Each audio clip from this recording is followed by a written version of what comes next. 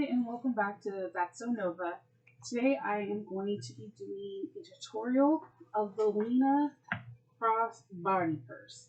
This bag is super adorable and has everything that you want in a small crossbody bag. There's a lot of build your own adventures and features of this bag that I like. There's options to have handles, no handles. There's options to have hardware on the top to have a clasp on the front of the bag. There's options to have corner brackets on it. There's just a lot of different options. This bag is definitely for someone that is advanced, but I feel like anyone can do it if they take it step by step and literally break it down day by day, like cutting out all your pieces one day, adhering all the interfacings another day, and just slowly building up the bag. It is totally obtainable. Out of all the bags that are meant domestic friendly, because Oro Rosa prides himself on having domestic friendly patterns, this one is definitely hands down the most domestic friendly. I used to think Estrella was the most domestic friendly. This is. You need the free arm because there's a lot of tight corners and curves that a domestic machine can handle a little bit easier than a flatbed. So you're going to see me struggle today. And it's perfectly fine because you're struggling with me and you can learn from my mistakes. And I assure you there will be some mistakes made. So let's begin. And we're going to start with getting to know the pattern. The pattern has a very unique structured tote shape with little arms that have hidden there's hidden connectors. So you have an adjustable strap that you can take off and take on for like a night out on the town, or hey, I have a slew of children, I want to be hands-free, or I want to be hands-free because I'm alone and I don't want anybody touching my bag. This is a great option. Please read the pattern thoroughly once over. I even say twice, and as you see me go through the pattern tutorial, you're going to see markings all throughout my bags. The bag pattern, from circles to X's to different colors, because there's something that I want to make sure that I pay attention to. We all have strengths and weaknesses when it comes down to sewing or anything in life. So I say know what your weaknesses are and like highlight them in the pattern so that it can be a reminder, hey, I'm not the best at this, but now I remember. Like, trust and believe there. I have a lot. You'll see a lot of markings. So we're going to start, which I find the most important, is the stabilizers. Alexis has very specific instructions on how to place your stabilizers and what measurements. This is the reason why I said, hey, cut out all your fabric one day, adhere all of the stabilizers the second day, because you're going to need to do measurements and making sure that these pattern pieces and stabilizers are exactly where they're supposed to be to obtain this gorgeous structure shape.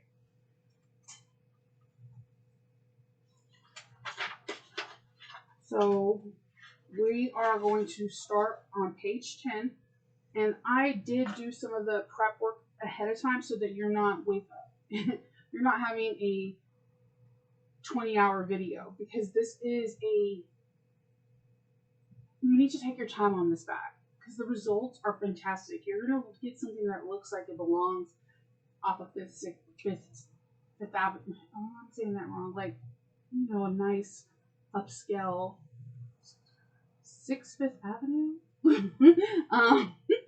Or just like you're going to get something that looks like a Chanel. You're going to get something that looks like a Louis Vuitton. You're going to get this bag looks so incredibly high end, and it's worth everything just to take your time and do it right. So the first thing you're going to do is you're going to grab the bottom of the bag, the long base, and you're going to measure out on the bag 1 3/8 of an inch going into the bag and 5/8 of an inch going down the bag. Then, as you can see, I marked my centers, and I was able to find the center of the stabilizer as well, so that it's easy to line up. Before, when you're doing your prep with this bag, whatever you do, please mark your centers everywhere. It will be incredibly helpful during the next couple steps where you're not trying to fold the bag in awkward positions to try to find your center. So that is always a fatal flaw for me. As soon as she mentioned it in the pattern to mark her centers, I was like, hey, let's get this done. And it helped out incredibly. So like I have this piece of Heltex, and because I'm using cork, I can't use heat on it. Well, you're not, okay, I don't want to say you're not supposed to, but it can dry the cork out and can cause like it to be cracking or pilling. I have not used heat. I use glue, or I'll use double-sided tape, whatever I have to do, so that way I can not mess up the cork as much as I possibly can. So, because like you'll see, it's kind of lifting because I double-sided taped the edges of it, and that's it. So you're going to then mark 3/4 of an inch down and 1 inch in to each piece of the bag, and you're going to then make holes and put your feet. From there, we are going to clip the bottom of the bag, and we're going to do the pieces. I did that on one, and I'm going to show you what we're going to do, how we sew it on, how we're going to grade the seam allowance, and how we're going to top stitch it. I'm using 40 weight thread from Gutterman. This is my first time using Gutterman because I keep hearing wonderful things about it. And I didn't have any, I was like, ooh, I have till cork, but yeah, did I have till thread? No. So this is what we're going to do. So you're going to take your piece, make sure that they line up. The pieces have similar, like similar sizing. So you don't want to accidentally have it on the wrong sides and it's like hanging up like a ½ inch off of each side. So make sure that your pattern pieces are going the exact way. Line up your centers again, which like I said are incredibly important. And we are going to clip this in place, and we're going to stitch at a 3/8 of an inch seam allowance. My stitch length is at a 3. And I'm going to sew off this little piece. If you know anything about me, I am a firm believer of sewing off pattern pieces. Sewing off fabric, because I've had it where like I'll get bird nest or something on the bottom, and then I'm like super upset about it. You can do a seam guide with washi tape. There's painter's tape. There's a million things you can do to make sure you have the right stitch length. Because my plate has 1/4 of an inch and then goes to ½ an inch, 3/4 of an inch, and 1 1/4. So I don't have a mark actually for 3/8 of an inch. So make sure you back stitch at every single beginning and end. We're going to cut this thread. I'm going to cut off my sewing sample, and then we're going to braid the seams. The seam allowance is going to be going towards the bottom of the bag. So what we're going to do is I'm using these applique scissors, and they're from Tulip Pink. I bought them off of Amazon, and I'm not going to lie to you, these little bad boys are sharp, and I love them. So we're going to grade the seam. This right here is the body of the bag. This is the base. So we're going to grade this bottom one to 1/8 of an inch. Make sure you do not cut your stitches. I think that's why I like applique scissors, because the duckbill scissors, it holds back in between seams so that you can grade properly. Oh my god, I love the when like scissors are sharp and you hear them cut and you're like, yeah. But I'm not a weird person that also likes to smell the paper. Or like when you first get a book, there's nothing. They need to have a book scent candle. The other thing, we're going to grade it down to 1/4 of an inch And it's important to do this step, especially when it comes down towards the end of the top stitching. It helps with bulky seams. Braiding the seams you use a lot in garments to help keep a seam flat as possible. So now we're going to top stitch. What I'm going to do is I'm going to pull my threads back, and I'm going to make sure that my seams are facing this direction. You can roll the seam glides beforehand, or you can kind of, I call it the pancake method. Like, you know how when you're about to flip a pancake, you're just like kind of hovering because it still might be groovy in the middle. So this is what we're going to do. We're going to kind of just baby this like we're making a pancake. And we're top stitching at 1/8 of an inch. I'm still at a 3 single stitch. And just, you know, fill the seam, make sure it's still down. And breathe. I think we all don't breathe when we top stitch.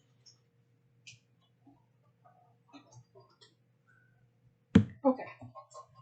So we have that top stitch done. You see that I have my tag here.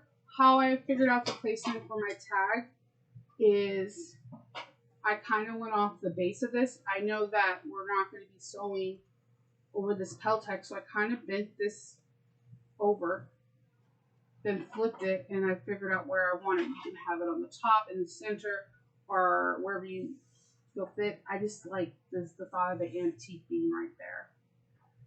There's always methods to my madness. So we have our stitching, and hopefully you can see it's nice and till. It's all till, so against the black. And of course you see my seams. I have my notches of where everything's supposed to go. The person talking in the background is the videographer, and this Kendall. Say hi, Kendall. Hello, sorry about that. So we're going to go to the next part of the bag on page 12, and we're going to get the outer shell of the bag. And make sure you have the right pieces, the right outer shell pieces. If in doubt, like put like a clip or something on the page where the cutting instructions are. That outer shell panel is okay. Let's see. The outer shell panel is the main exterior and is the 6.5 wide one. There are very specific marks. So let's break this down. First, we're going to draw a line in the center, which should be exactly at 10 inches.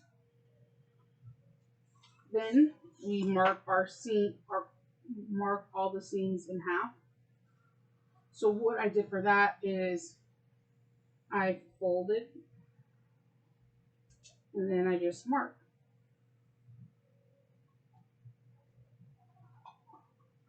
From this line that's here,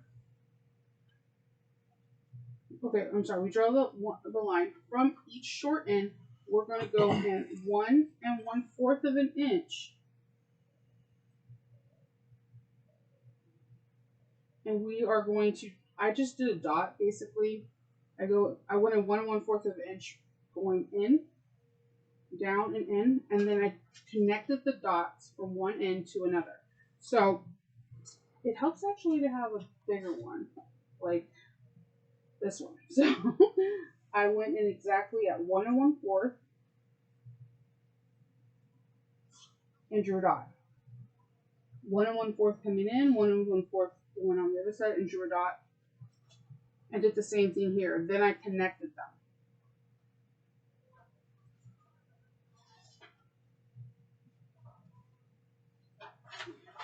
On page 13, we're going to connect the long ends and the short ends. And we have this beautiful, nice rectangle. From there, we're going to go 1.5 inches from the center divider line on both sides and draw a line. We flip this panel over to the main exterior and find our center. You can use a tandy leather pen if you're using vinyl or cork. And then from there, we're going to go 1 inch away and do a 3-inch line and put double-sided tape there. You're doing well. Keep up the great work. I love these little notes because it makes me feel excited, like I'm doing it. I'm really doing this. So, right here, we're gonna grab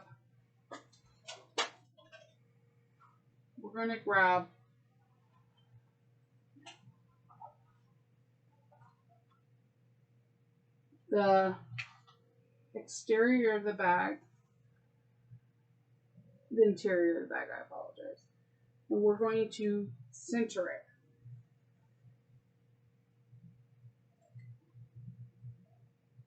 And this again, having those center marks helps tremendously because then you can just kind of move it over and then I'm just going to put a clip there. And then I'm just going to make sure by measuring that it's centered.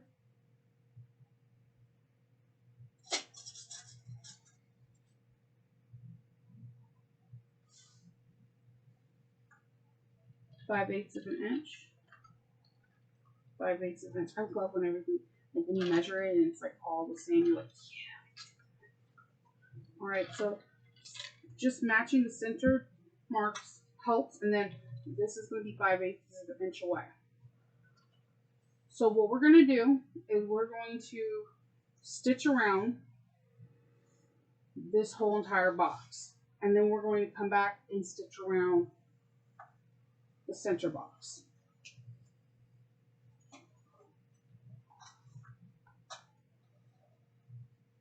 I'm going to, before I do that, take my double-sided tape off, and before I press it, I'm going to realign this.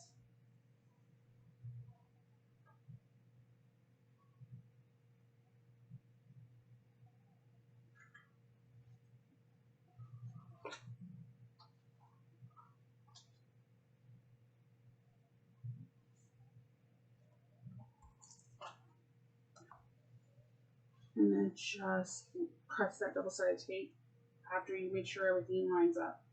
So I'm going to start.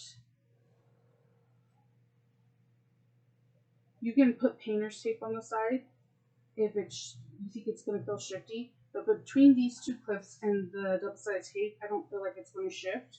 But err on the side of caution. Always. So make sure you back stitch.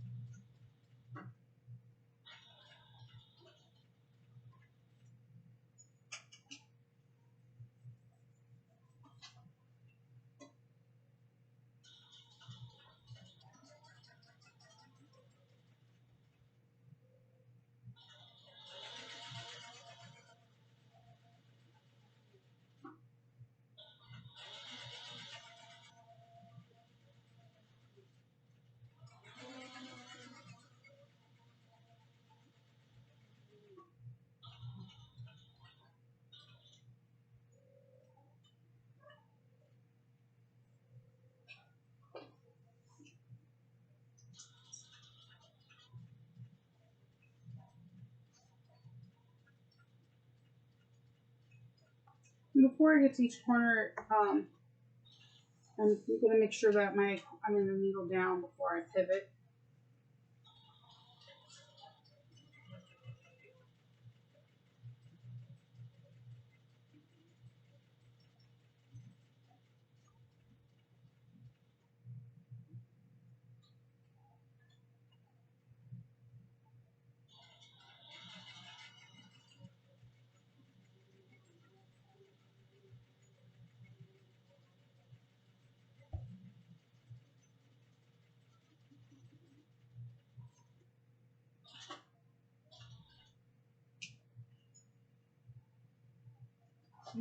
Just back stitch.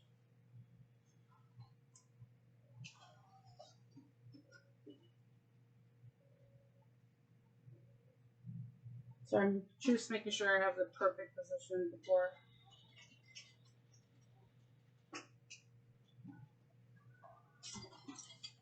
I'm going to trim my threads.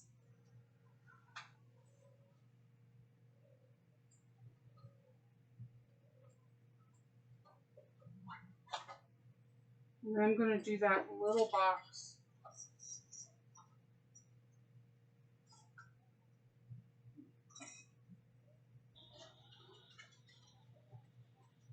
Back stitch good, real well.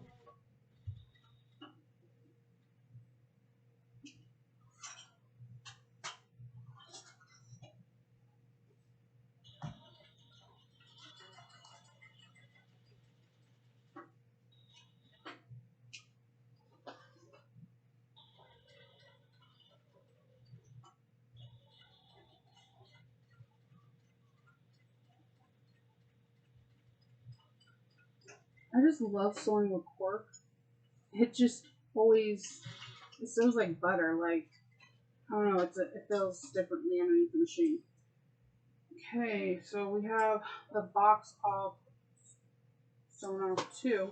And what we're going to do is we're going to cut around this box of 1/8 of an inch all the way around. You can go around if you wish, just to feel safe. Like if you want to err on the side of caution and draw like 1/8 of an inch seam allowance, so that you know not to cut past that line if you wish. I'm a person, I like draw everything. It just gives me, I don't know. I guess it's like a safety net.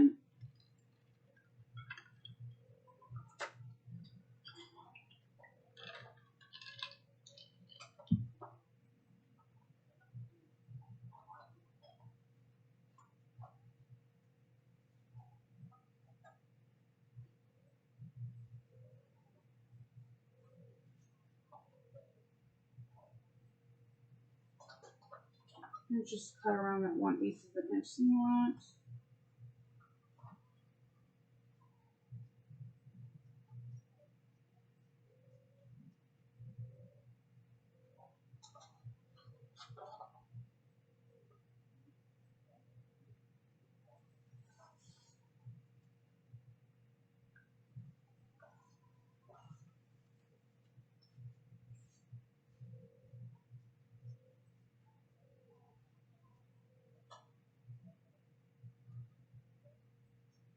Okay.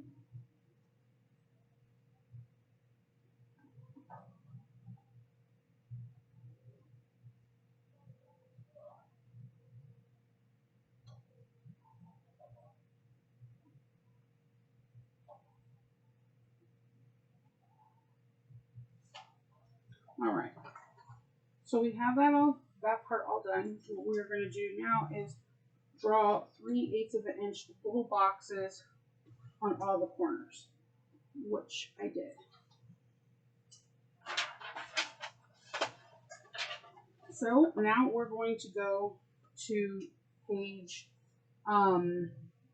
15, and we're going to get our main exterior, and we're going to sew 3/8 of an inch by placing this on here. But what I'm going to do first, again, because I like to draw lines, is I'm going to take my long ruler and just draw the 3/8 inch seam allowance. So that way, when I'm trying to follow,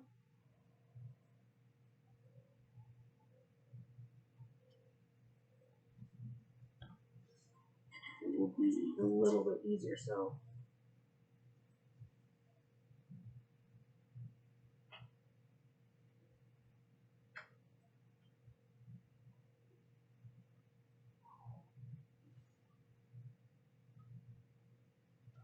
I like it, just when I'm drawing, or sewing, it just helps tremendously if I have a line to follow.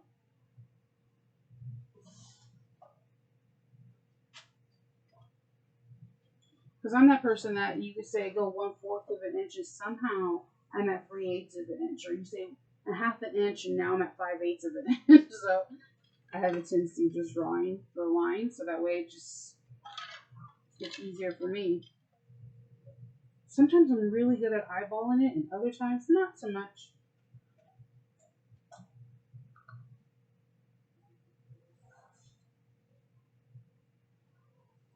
All right. So we're going to place this. Let me move this real quick. We're going to place this, and I'm going to. See, I didn't follow my own rules. Matching up the seam allowance of the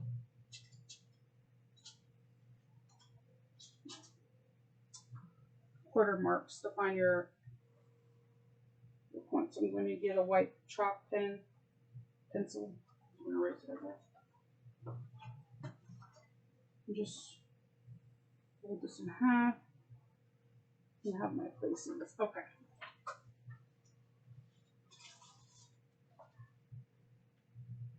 So this is going to be placed in the middle, and I'm going to find my centers on both. The steering wheel alone, you're only touching the line area that we just drew.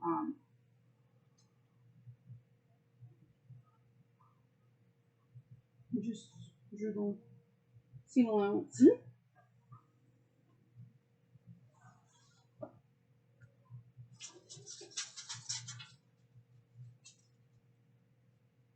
Okay.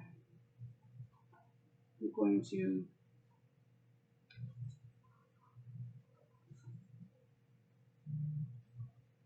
do one side at a time, but I'm just trying to clip it.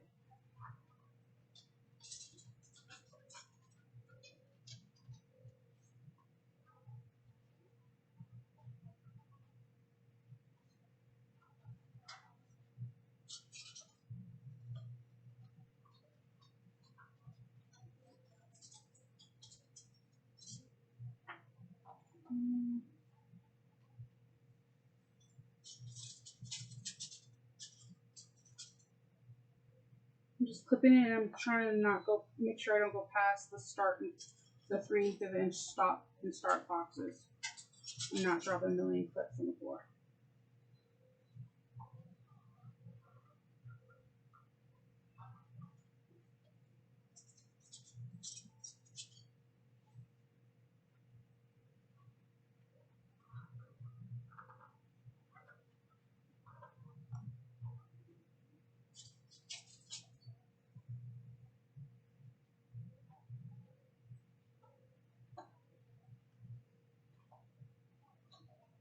Okay, I'm just tucking the other fabric out of the way so I make sure I don't sew it.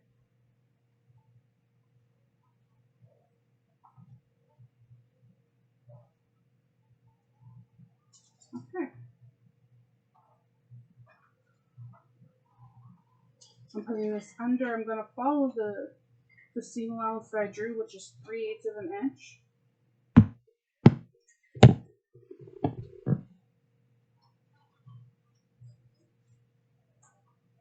And just basically moving one clip at a time, starting at the 3/8 of an inch box and back stitching.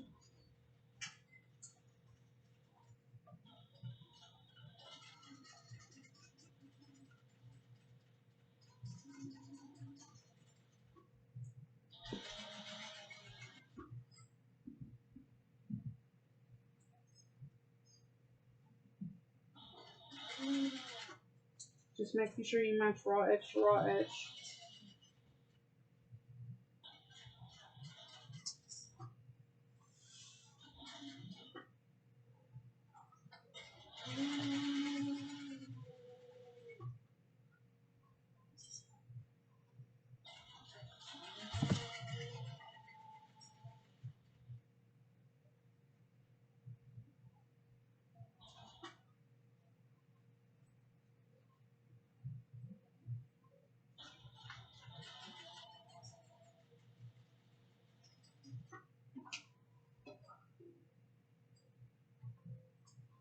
Okay, and I'm going to do the same thing on this side. I'm just going to match my center marks.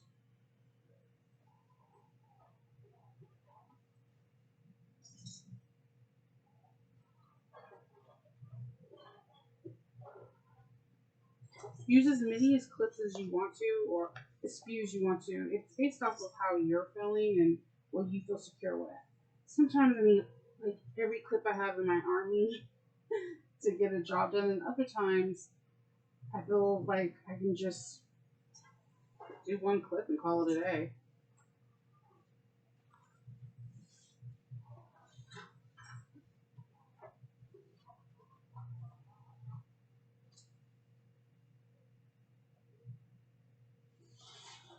Make sure you back stitch well.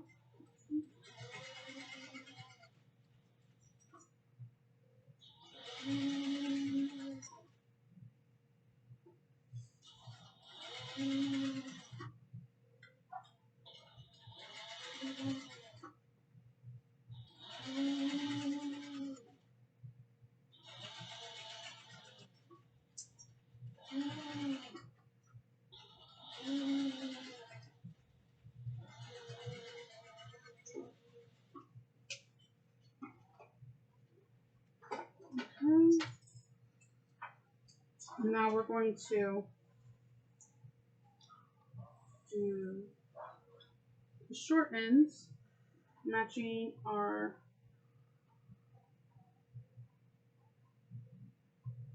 marks.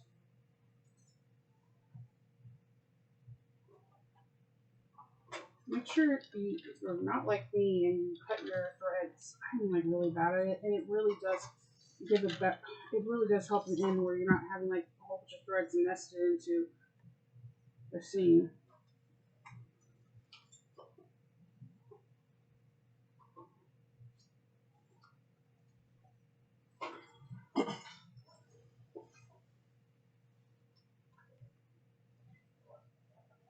Do your 3/8 of an inch mark with the box.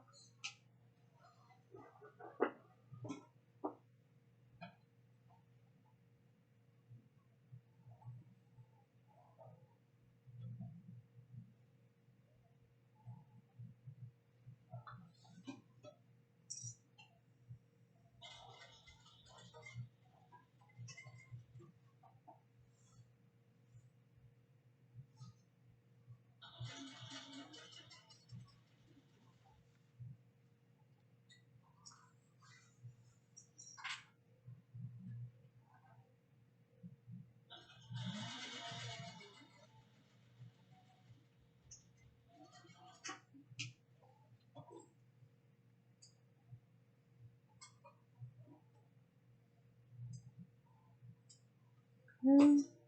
We're going to do this last one, and then we're going to start doing some measurements to get this bag taking its shape.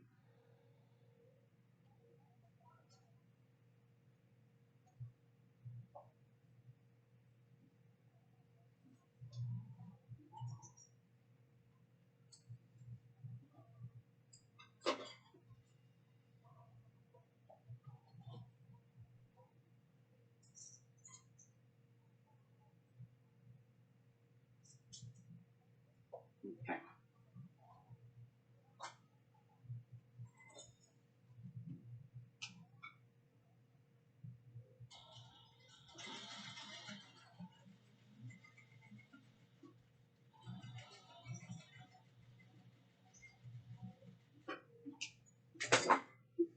I'm just knocking everything down. All right. So I'm going to get my mat. We're going to be drawing some lines from 45-degree angles. And we are on page 16. Let me just switch. Bad thing about these tables sometimes is you just don't have a whole lot of room. Okay. So we're going to, what I'd like to do, and what they show in the diagram, is just put a couple of clips on each little ear to make sure that they're even. And we're going to be making some marks. So I like to line up on my grid roll just with one line. And we are trying to connect this line of stitching at a 45-degree angle. So I'm using a small ruler, and the 45-degree angle is right here, and I'm just going to find my 45-degree angle and where it's at the stitches end, and then I'm going to draw a line. And I'm sorry that the back, normally the core color is like this, but this particular one has a darker backing, so you'll see my line right there, and I'm just going to bring it up, and then we're going to do a 3/8 of an inch little box on the corner. I'm going to draw right here, and then I'm going to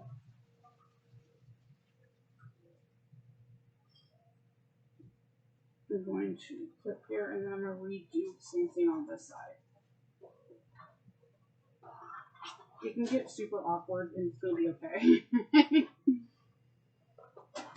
And I just made it like a heck of a lot more awkward. So I'm going to squish this down, get it straight.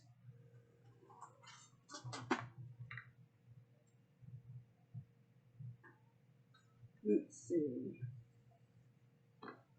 Find that 45-degree angle. And take your time and really do this, because each corner, it really makes a difference of how the end results look. I'm catching. Let's see.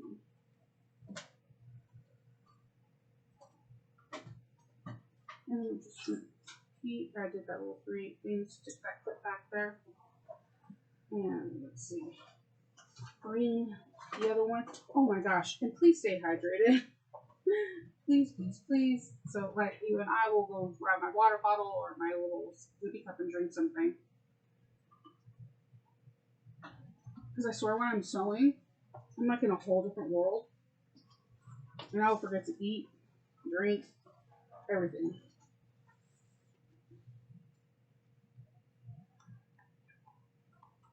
And my husband's saying, yep, in the background. Often I have children carrying some food when I'm sewing on them. Because it's super relaxing. And it just, I don't know, I love seeing something I make come to life. Again, just make sure this is on a straight line. Then find your 45-degree angle on your ruler. And then just connect with the last roll of threads.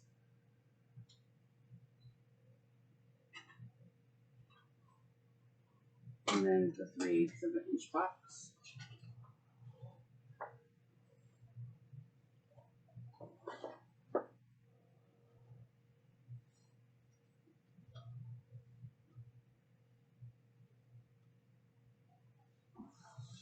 Okay. I believe I did all of them, all 4. Yeah, okay. So now we're going to sew where the threads have end, and we're going to do just go down that line. Make sure you backstitch and don't stitch above your stitch line. Keep it below. That's the critical part. Have some back stitches.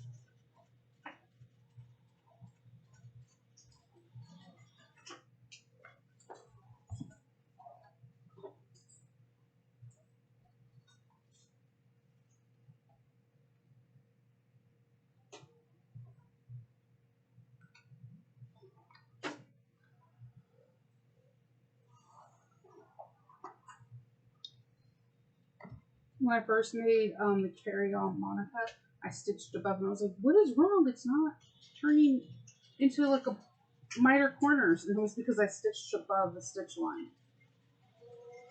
the 45-degree angles is just to continue the row of stitching that you did already. I know you see me tossing thread. I promise you I'm going to throw them away. It's just the trash gets on one side. One side only. And before I do any job, I like to sweep my area that I'm going to sew at, because there's nothing that's like thread touching my legs or whatever, and then I think it's a spider, and then I freak out silently in my head.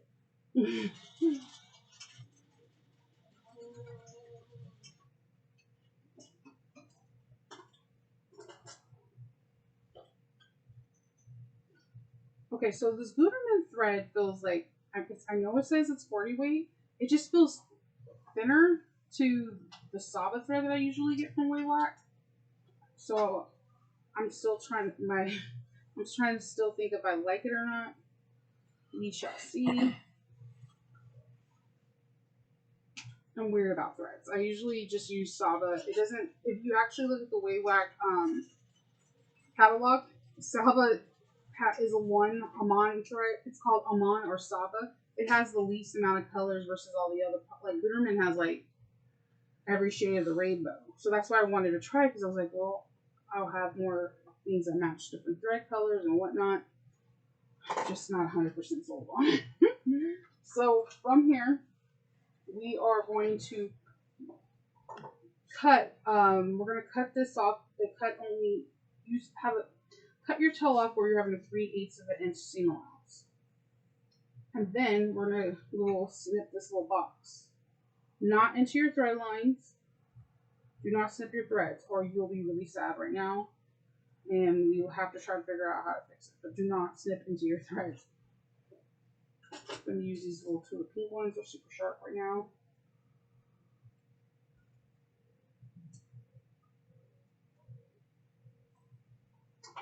Okay.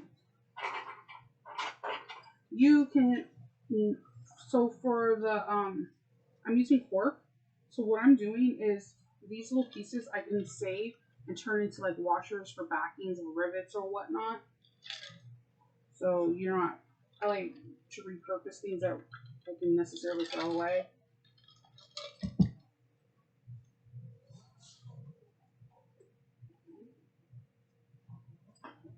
Doing this on all 4 sides.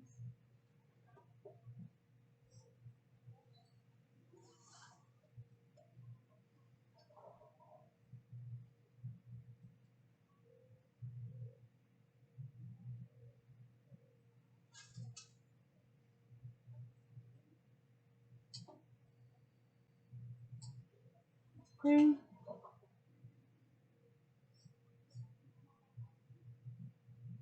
I'm kind of just like moving the other piece of cork fabric out of the way so I don't accidentally snip it.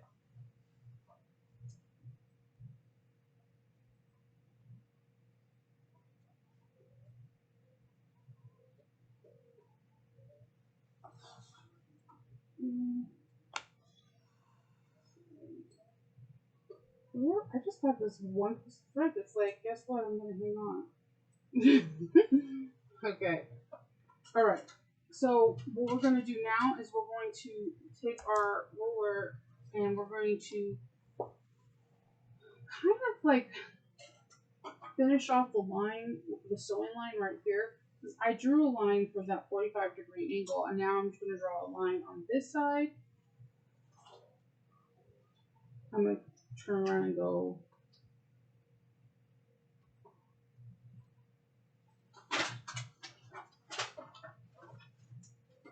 Sorry, everything wants to drop. You're just following the row of stitching, which they're at 45-degree angles. And I draw them on both sides because you're going to be trimming on both sides, so it just makes your life a little bit easier. It just squishes down because you're not going to hurt your bag.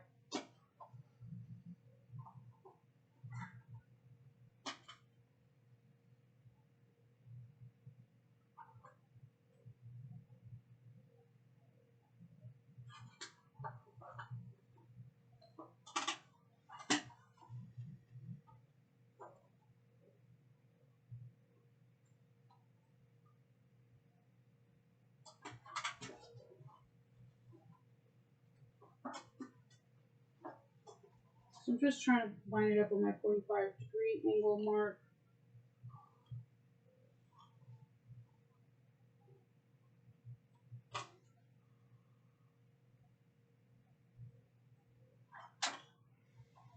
Yeah, one more, and then we'll start trimming.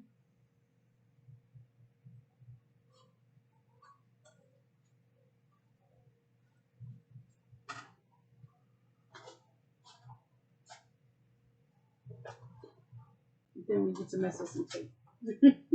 A lot of tape. This is a DSG and duct tape project. All right, so we're going to trim that area, not the inner cork, but the outer cork.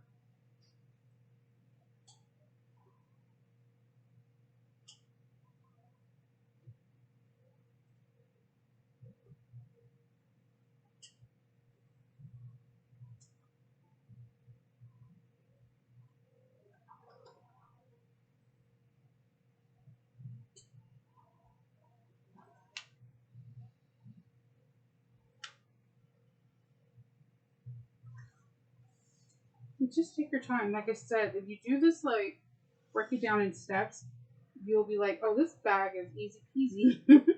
If you try to cram it all, like, I need to do this in a 2-hour session, it's going to be difficult.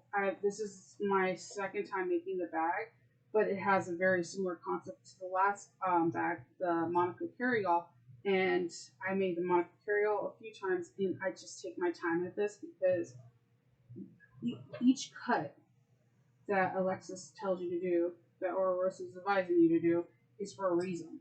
Just follow the process, and you'll have a phenomenal bag. She's really quite brilliant with these bags. I don't know how they do it. Designers always intrigue me because it's like the way they think is differently. It's like an artist. They are an artist. It's just pretty cool. All right. So we're going to be on now page 18. And we are going to be getting our DST ready to go. And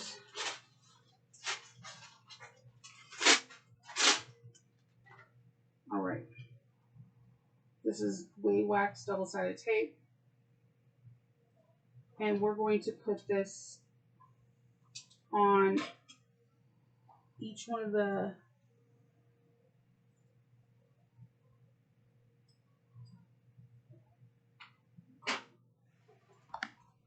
little, I want to call them wing flaps of the seam allowance that we just cut. We're just going to put this on there.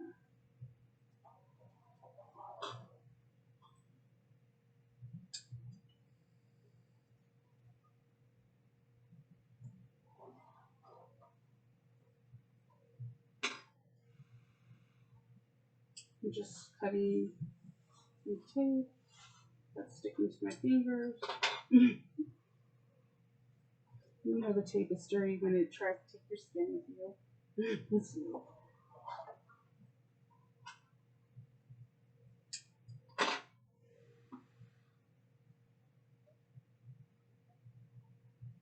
Alright. So I have all 4 corner fade pieces for the seam allowance to be, they have the thing. I'm going to grab my little roller. This roller I got from Inline Bags. I love rollers. They help tremendously when you're having projects that have seams like this that need to be rolled open.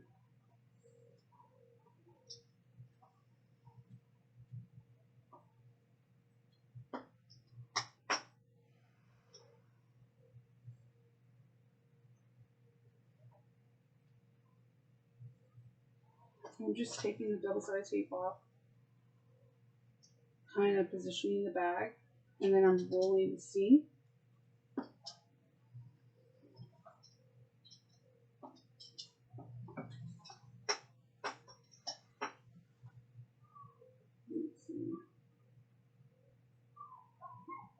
if you hear, that's my puppy. He wants to come into the room, but he can't because he eats everything. He eats everything. And I'm hoping when he gets a little bit older, he'll be my sewing mate. I have another puppy. Well, she's not a puppy. She just actually turned 6 yesterday. But she's a puppy to me. Her name is Roxy. She is like my husband's dog. Like, my husband walks in the room and it's like, oh my gosh, the light's back in the world. Thank you for being here. And like with me, I'm like her, just like Master. She doesn't like want to ever chill out with me unless she's tired and wants to go to sleep. Or less happy. Unless Kendall is not here. So my whole thing is that I'm hoping this puppy could be the one that is in my sewing room just hanging out and chilling with me, even though he is going to be ginormous. He is half Great Dane and half Cane Corso, so he's going to be a big boy. So I think my husband's going to go check on him right now while I'm doing this double-sided tape. He's literally going to break my heart. So yeah, he's an active little dude.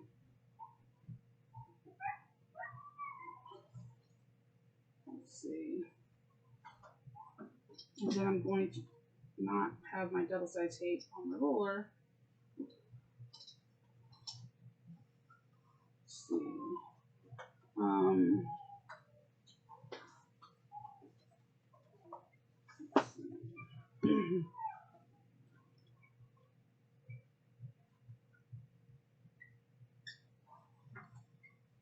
Let's see.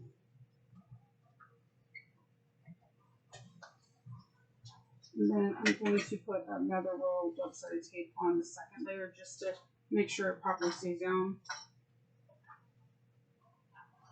There's 2 layers of cork, so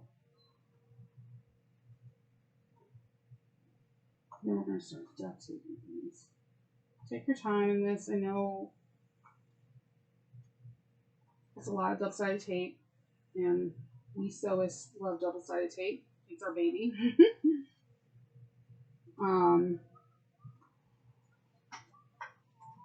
Let's see.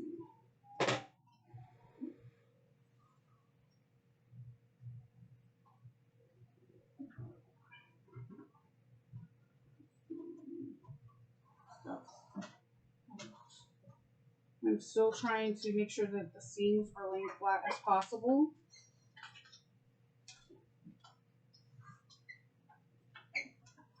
I'm just rolling this, trying to adhere the double-sided tape as much as possible, keeping the seams flat. I'm just putting the double-sided tape near the stitch line.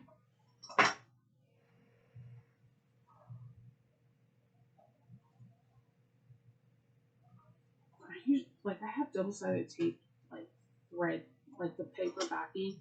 Sometimes it's like getting a Christmas tree and you find pine cones like 6 months later, and you're like, I vacuumed up all this. Where is this coming from? That's what double-sided tape paper is for me.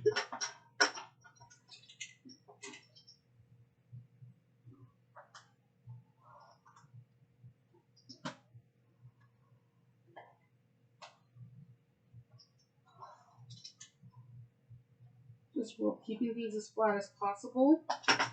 I know this feels like this work, to me, this is the hardest part of the bag, and once you're done with this, like, everything becomes easy peasy. I even think the top stitching, again, if you have the free arm on your domestic, you're going to be like, haha, I didn't have to struggle like Snow did. And I'll be like, you're right. I'm jealous. I wanted to actually sew on my Bernita. I just need to get a bar stool chair for my cutting table. I usually sew on that, but if I sew with my regular chair, you only see basically my hair. Grant you, I love my curly mop, but yeah, that's not what we're doing a sewing tutorial. So once I get in this chair, which I'm hopefully I think I found something that I really, really like. I'll get it this month, and then I can do more on my domestic. Because majority of the things I do are on my domestic sewing machine. And it's, I don't know, it's easier. Does that, hopefully that makes sense. Like, it's easier to navigate. There's more feet. And oh, my little Bernina, oh, that machine is a beast. Just a beast. So we're just going to keep rolling out the seam.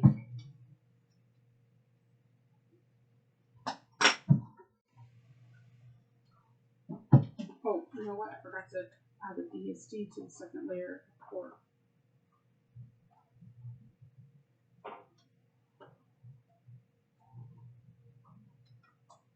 I think the second layer of double-sided tape in between the cork or vinyl or faux leather, whatever you're using, helps tremendously. At first I was like, that's a lot of DST, but then I noticed that this laid so much flatter and I was super pleased.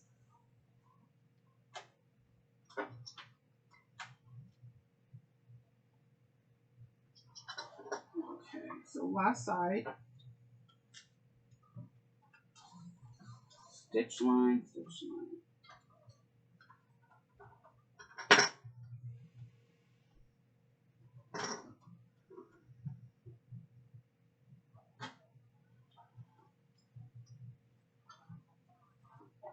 Okay, and pull this out.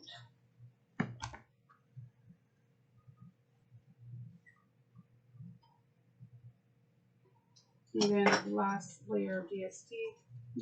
Go make sure, see how that wanted to shift. So I'm going to put the DST right on.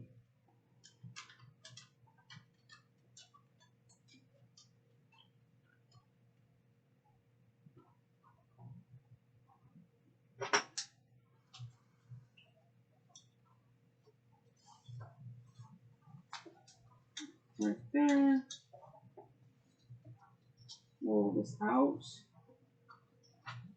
Oh man, that, I'm not going to even lie to you, that's the flattest I've ever got it. Maybe all of you are good luck charms. Alright, so we're going to get our duct tape. And last time, if you watched my last video, I had this really pretty leopard one. My problem with the leopard or any print duct tape, it's not as strong as this one. So we're going to put, if you're on, we're on page 19, if we're going to put double-sided tape all the way around, but we're going to leave 1/4 of an inch so that when we top stitch it, we're not trying to top stitch through duct tape.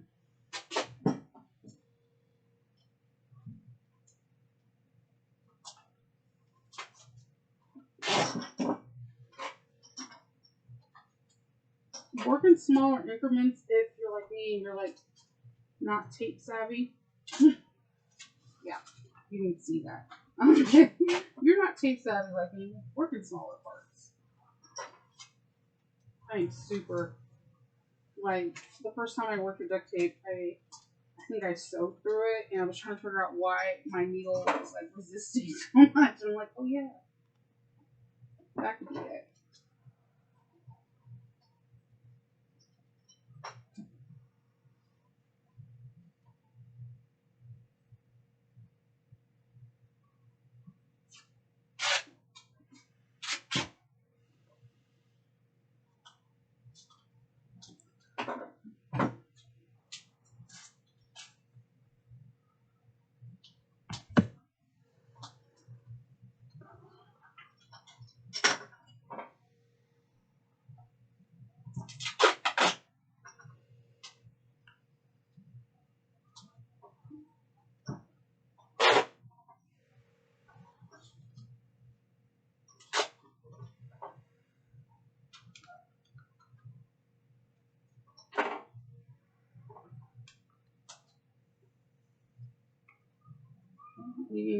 Just leave enough room for your seam.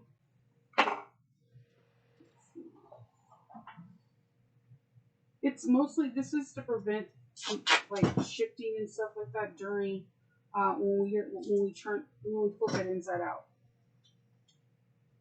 You don't want all the hard work that you just did trying to flatten out seams to get lost.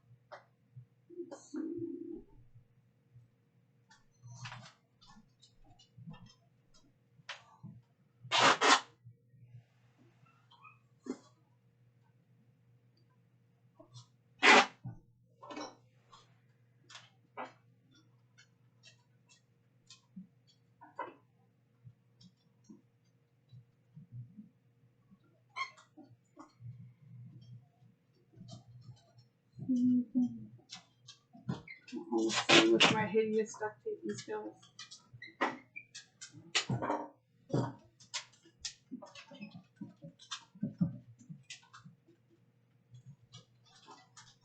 Okay. I'm going to just give this a good roll. I wanted to say press, but it's not pressing. Give this a good roll.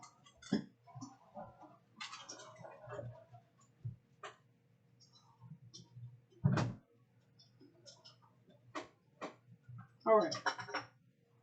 So, this whole piece is going to be made known as the main exterior. And we are going to turn it from this thing. I like to take a corner and just kind of poke the finger and bring it through. One at a time.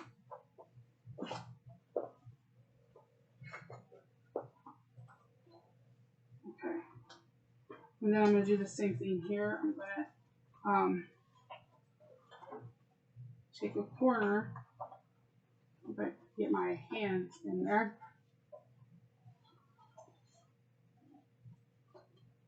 Kind of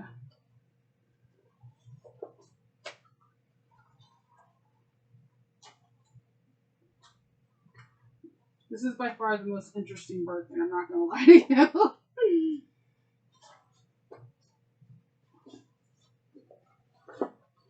All right. So, what I'm going to do is I'm going to get like a chopstick, and I'm going to poke out the corners. Not like a blunt tool. Do not get something that's super sharp, because you'll poke it right through. You're going to have to turn it back right side out and see if you can fix it with stitching. And that would just eat it all this work, you know?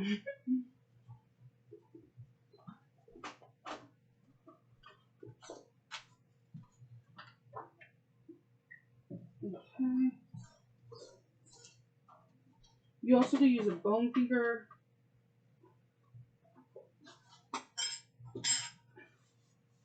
And I'm just gonna roll out.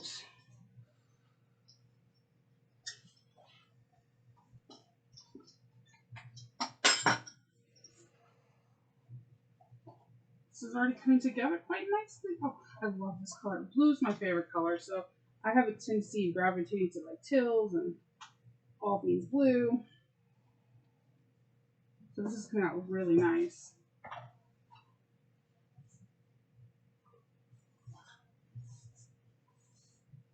Okay.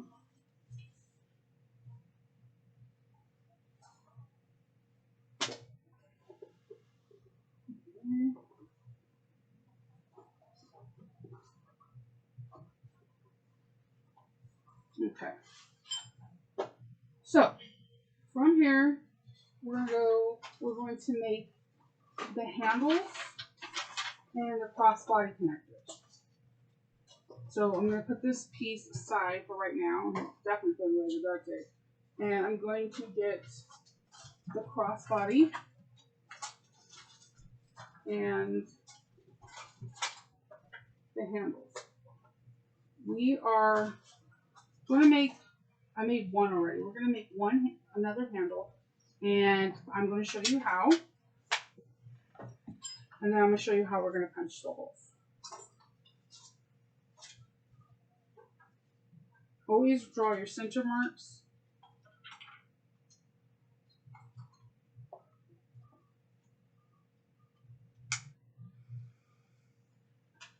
You're going to leave 1/8 of an inch in between your center mark, so that way when you fold this in half, it won't have like a weird bulge or gapping.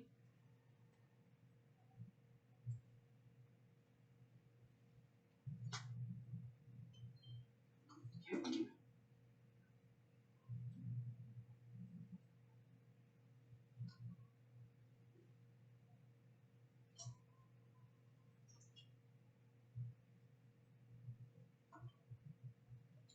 Okay.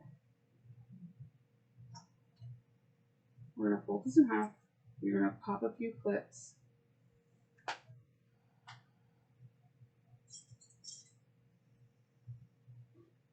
And we're going to top stitch 1/8 of an inch down both sides.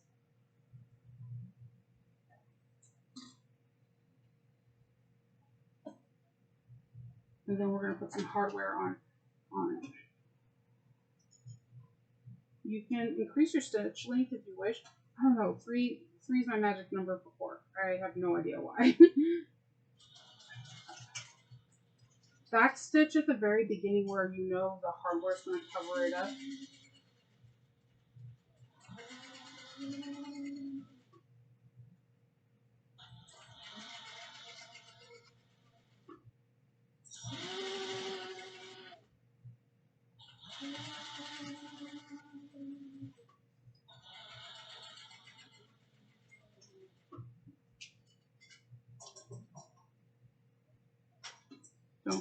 Don't cut clips, that would help.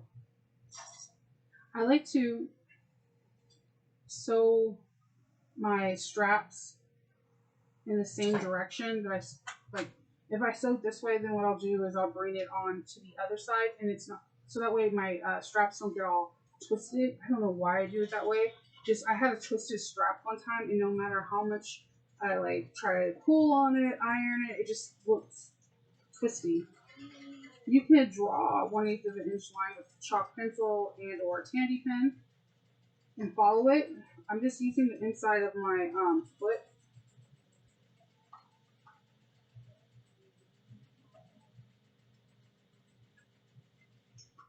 Alright. Alright. Let's get this the cross-body strap and then install some hardware. I did my straps, like when I cut them out, I put like rubber bands or like a big oversized clip on them, so that way it's easier. I already have all the tape measured out to where I need to do. Make sure I have my center line marks all the way down, so that way I know where to put this. Have fun with your straps. Like this my main bag exterior is teal, right? But my side panels are like this cork with butterflies and flowers. So I thought, hey, it would be really nice and lovely to have it as like the adjustable strap.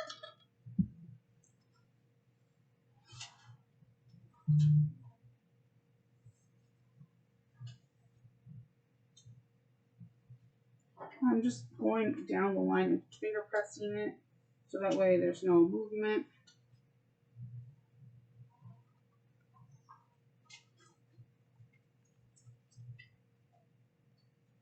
Yes, you can use a bigger piece of tape, but I noticed that I guess because all the threads I don't trim sometimes, that if I do one side, then I'll either catch my puppy's hair or string and cutting off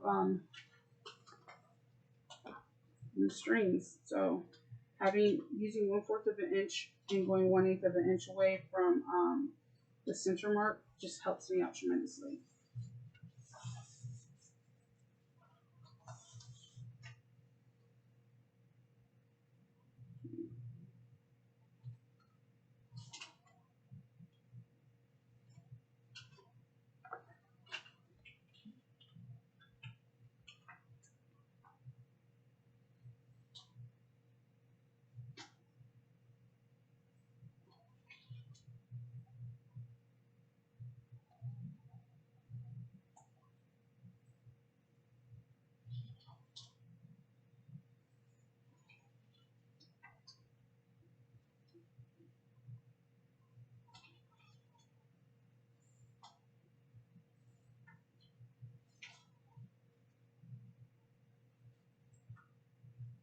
Okay. We're going to pop some clips in this and we're going to top stitch it and have fun with stitching. Like, I like to use contrasting threads as like accents, and it makes, I don't know, it acts like a decoration in itself.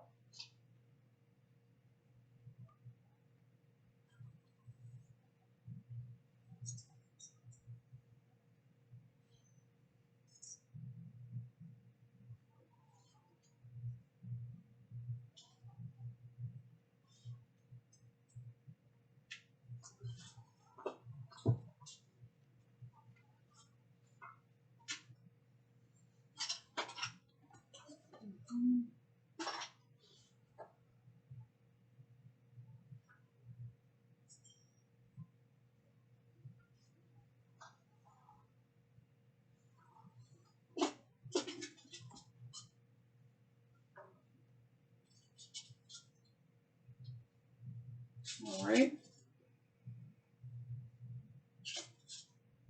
So 1/8 of an inch.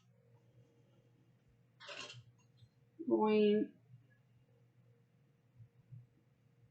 let's see, do a couple back stitches. Like I said, try to do your back stitches in when you know your hardware's gonna go, so it won't be as noticeable.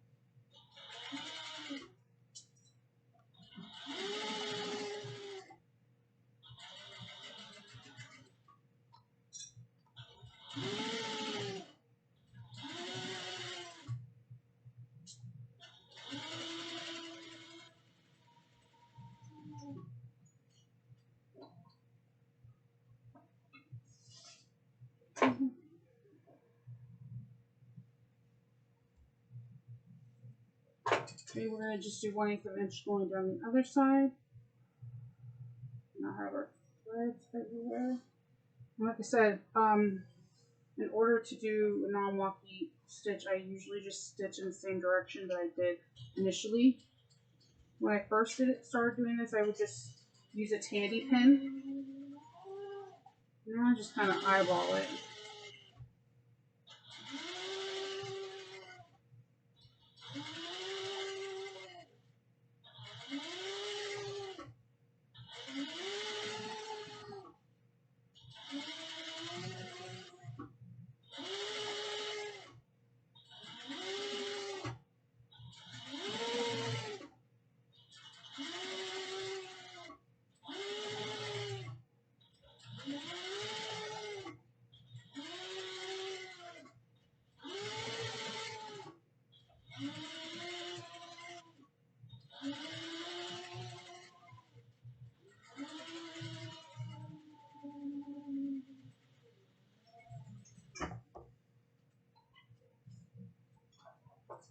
Okay, now we're gonna use the hardware.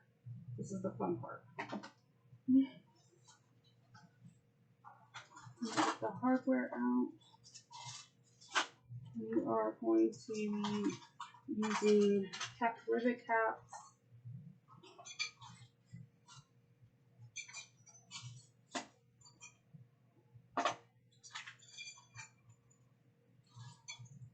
Okay. So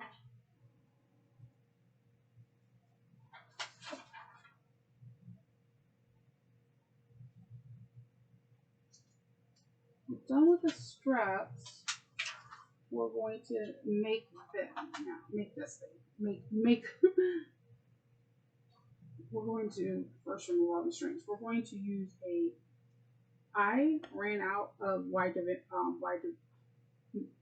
big mouth 3/4 of an inch sliders, and I get all my hardware mostly from inline bags. So what I did is I took one of my buckles, removed the buckle part, and I'm going to be using it as the strap slider. So I'm going to take one end and stick it in like this.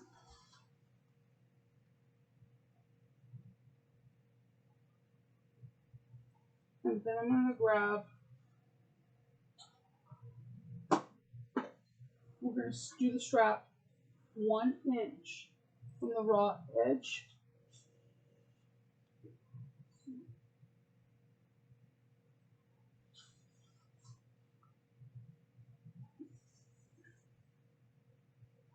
I'm going to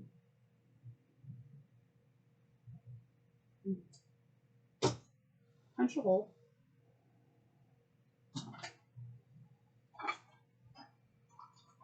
I always forget rivets. I'm using a medium rivet, antique gold rivets from Inline. She has like small to extra large. It's amazing how many different rivets she carries. Anytime I place an order, I automatically get rivets because I pretty much use them on everything.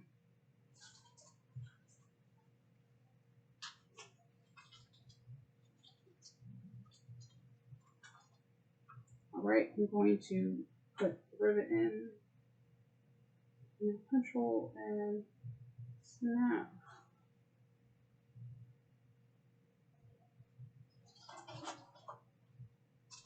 My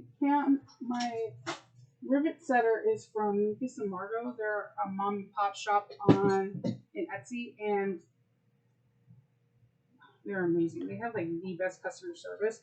But I also know that Inline Bags now has a press set, and I already have this one, so I'm not getting another one. But if I was to need another one, I definitely would get her Inline because she has the best service. I'm going to take one of my swivel clasp, and just put it through here. And now I'm going to feed this in.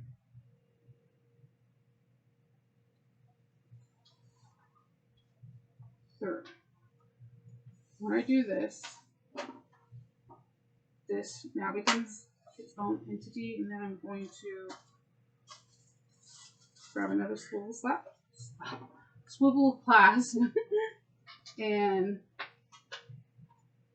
take it and put this in right up here. I'm going to punch a hole right like 1 inch at 1 inch. So we're going to put caps on these so we can give it a nice finish and bring that look.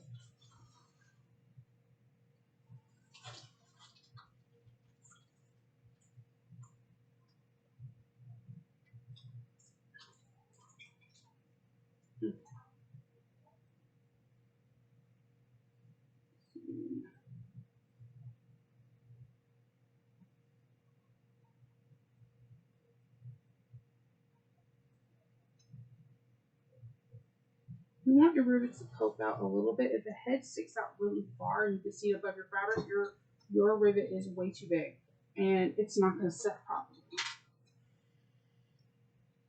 Alright, so I'm going to grab these strap ends.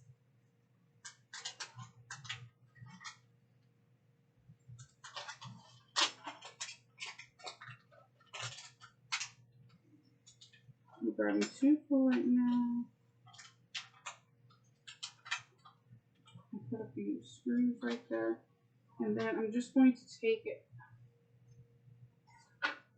get all these loose threads, take this and put the strap in literally on the ends.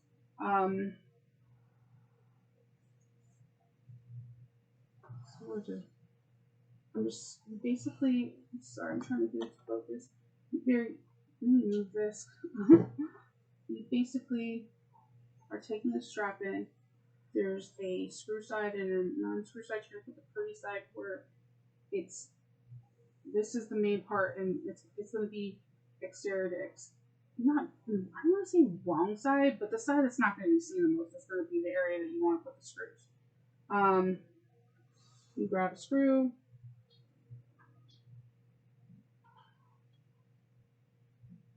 You could put a little bit of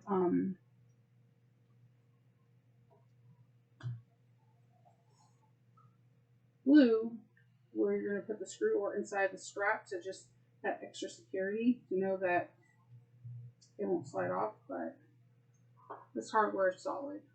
And I'm going to also do the same thing on this side so that it looks like it's a finished look.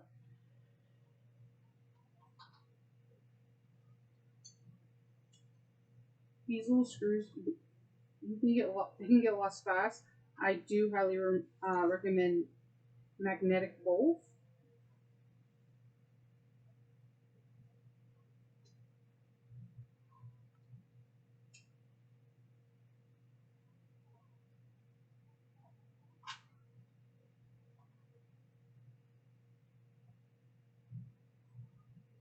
Oops.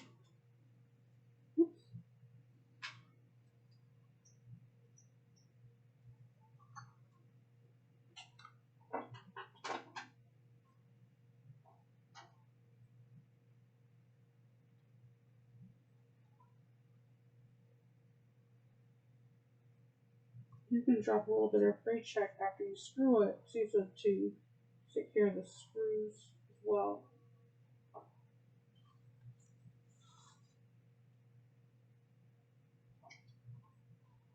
Get one more screw on this side.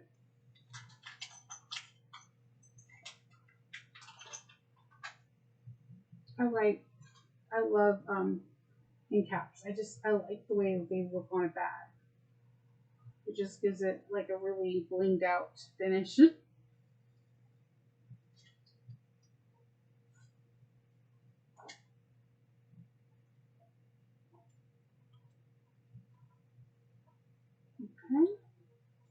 So we have our strap that's finished, and let's put these end caps on this. Finish it off just like this. You can check what side you think that has the most prettiest stitching, and then that could be your opening.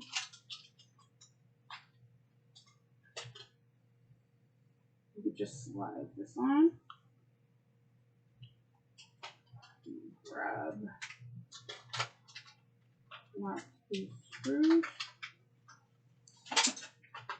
not these straps.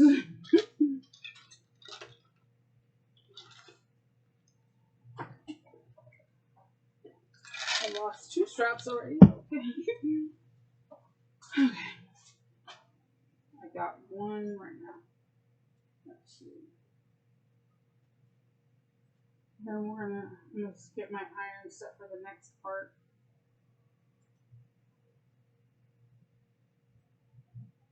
Put water in it. I like a lot of steam in my iron,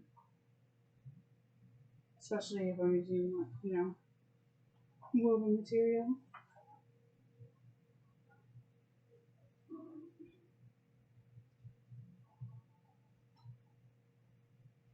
I do use distilled water in my irons, but I have, you know what? I have to get another mini one because the one I got, I love it. It's like a burgundy color. It's unique and different, but like it's been like sputtering water like really bad lately, like really bad. Okay, and let me get this last strap cap on. Like I said, you could put a dab of glue inside. Sometimes I do. I put like a little bit of glue right here. I will show you.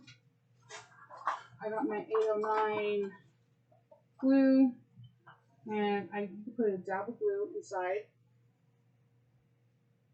like so.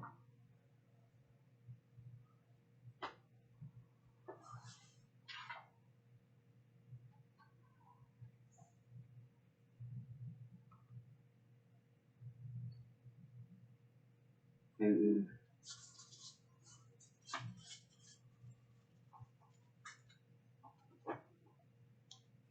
this last strap has one, and then we're going to measure and punch holes in our straps so that they're prepped and ready to go when we're ready to put them on.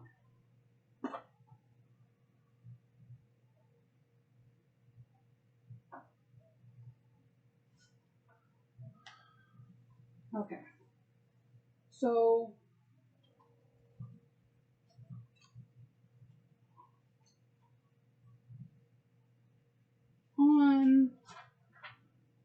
on page 22, she explains that on our straps, I'm sorry, not page 22.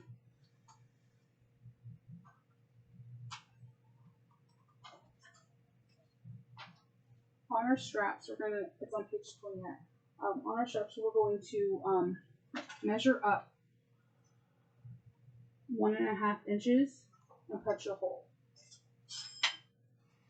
I'm trying to get a silver marker. I'll just use a black pen, it'll be easier to see. So I'm going to go up 1.5. My straps don't want to work for me today. We're going to go up 1.5 inches. Make sure you find your center and make a mark. And then we're going to punch a hole.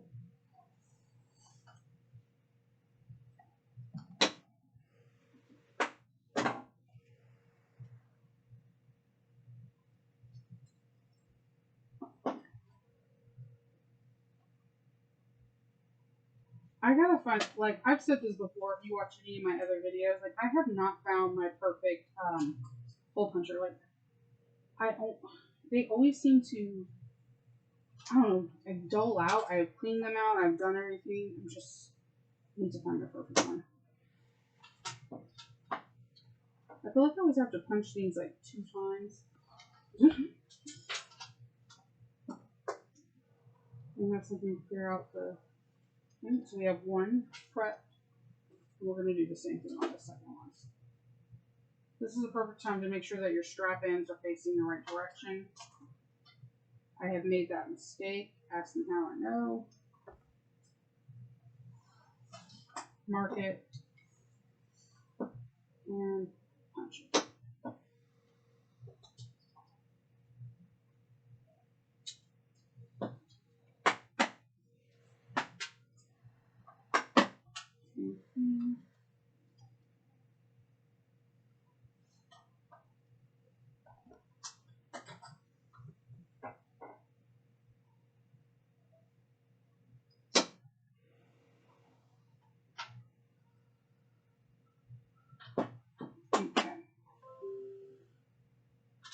Alright, so we have done the straps. We are going to be moving on to page 23, and we are going to be doing the side panels. I'm excited because we're so close to like actually constructing the bag. I mean, the bag was constructed, but when you put the side panels, like you can see, like the bag literally comes to life. And of course, I'm trying to find my other side panel. Bear with me for just a second.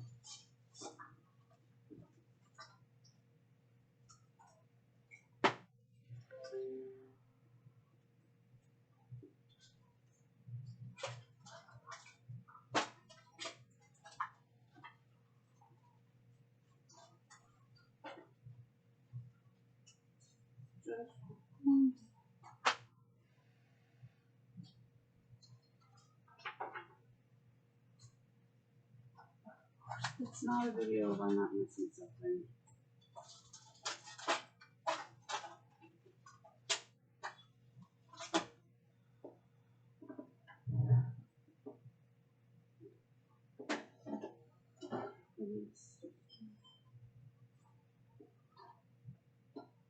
Let's see, I might have to pause it and look for it because I am not finding it.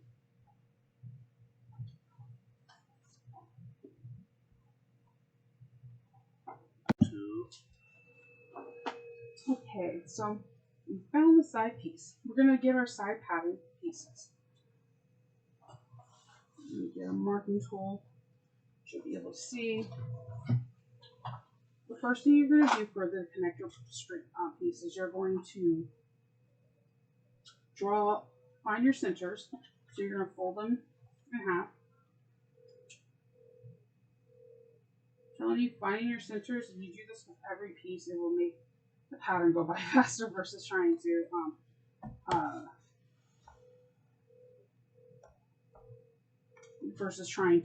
do it all like while you're doing it. So then you're going to draw a straight line from center to center.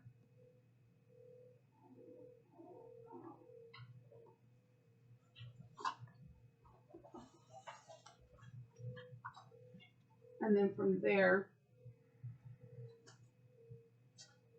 you're going to measure 1 1/4 down. Then you're going to draw a 3/4 of an inch line. From that line, you're going to go 3/8 down and do the same, draw 3/4 of an inch. Then you're going to connect it like these.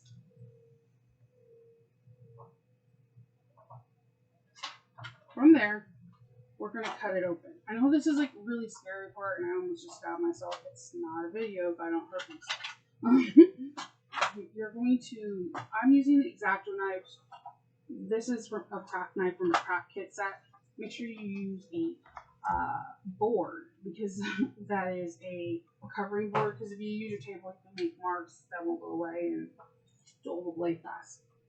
You're going to cut this open. We're not going to cut the bottom part. So we're going to cut this V. You can definitely use a ruler. If you're like, hey, Shova, like, I'm not going to cut this straight, totally get it. So you can just use a ruler to get that exact thing, or you can go just freehand like you're drawing the V. But whatever you do not cut that bottom panel.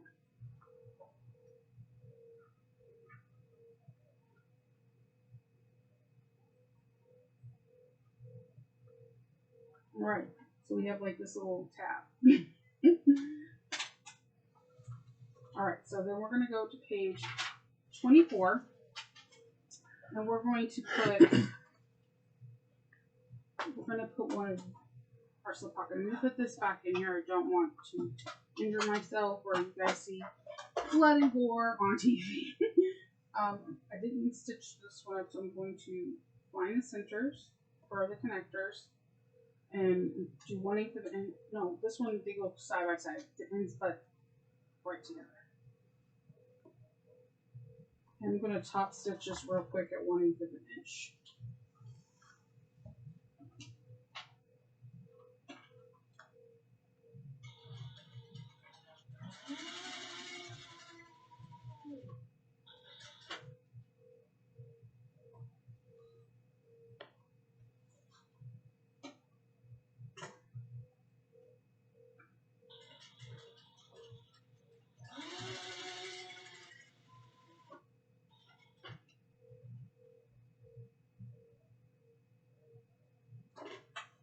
Okay, so we're going to put this, we're going to flip this to the side. We want this to be going on.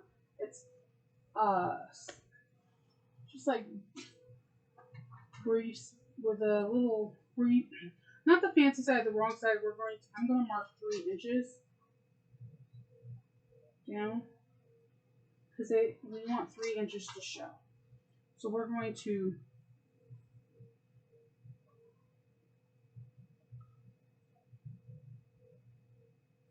put this in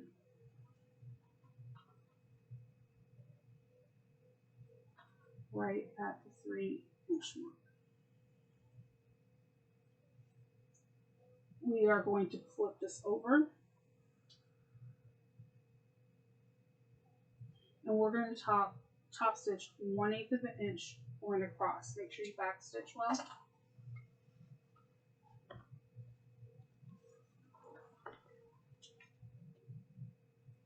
Just 1/8 of an inch from that line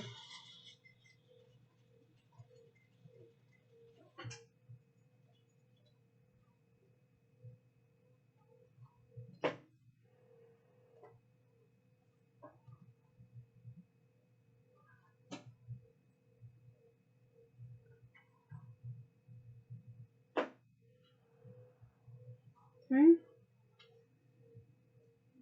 Then we're going to get on you can get a D-ring. I'm using a rectangle one.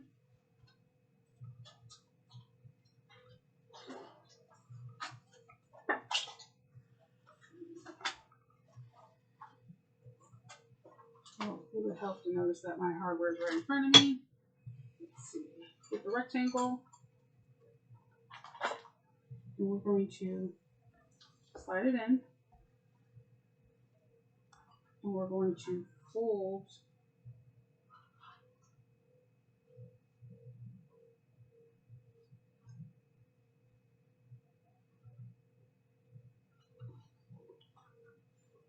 this down. From here,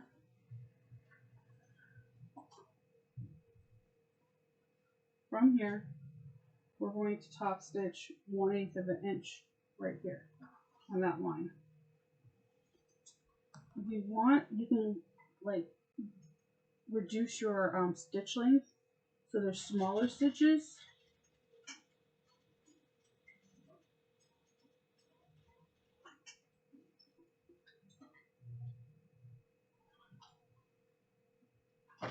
This is what happens when you don't cut thread. You get a little bird nest.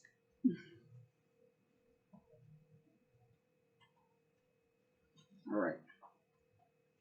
So from here, we're going to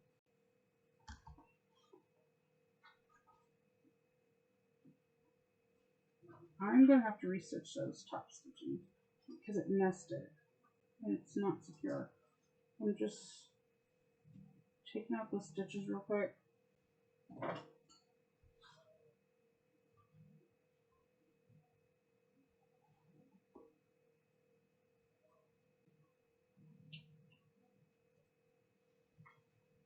I'm just fiddling with it to make sure that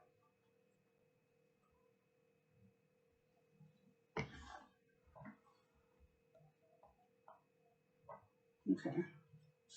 I'm gonna restitch that. And that's like have these mistakes, catch them early, they'll work out. That's why I always say, snip your threads. It's because nesting is real, and if you have threads by it, it can just they all catch and it's not fun. Alright. So we're going to put a rivet 1/4 of an inch down. I'm just going to find my center. Go a little dot.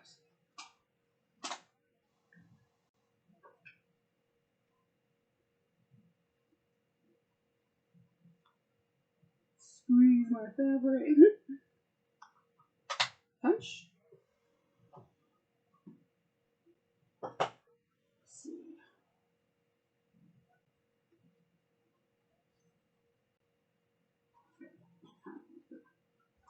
Grab a rivet, and again, medium-sized rivet. It's technically going through like 4 layers of cork, and no, actually 5 layers of cork. So medium-sized rivet will do just well.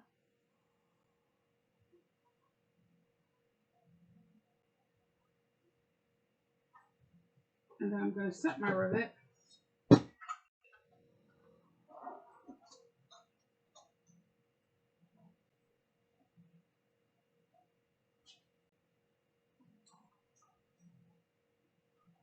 Okay. Move the rivet press down here so I don't necessarily jump into it. And we have our hidden connector. I did the same thing on the other one, and I just love this because it looks so, there's such a clean finish. Alright, let's start making this bag. We're going to take the side pieces. We're on page 25. We're like so close.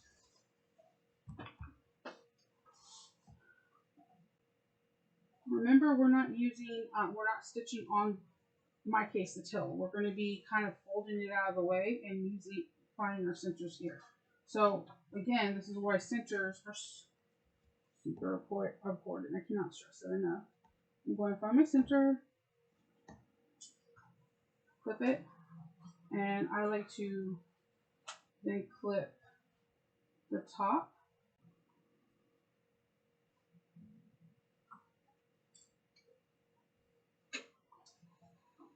Again, this is where like a free arm is like amazing because you can just go in a circle.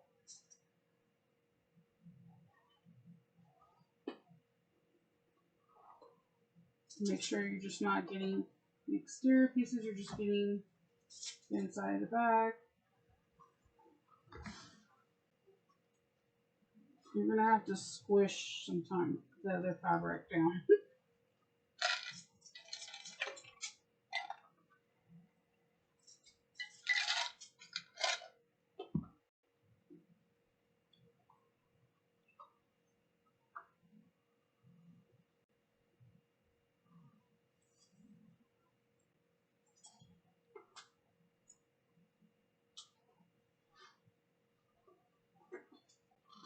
I'm going to use a bajillion clips, and I'm okay with that.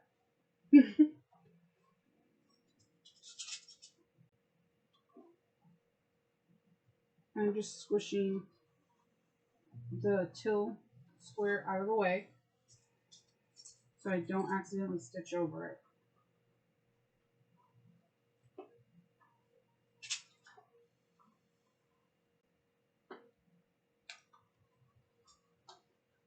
Easing the curves and kind of just like kneading it so that way the curves can go like with the fabric.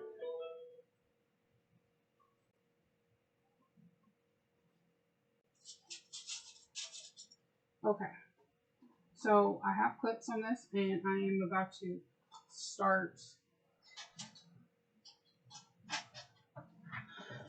doing some stitching.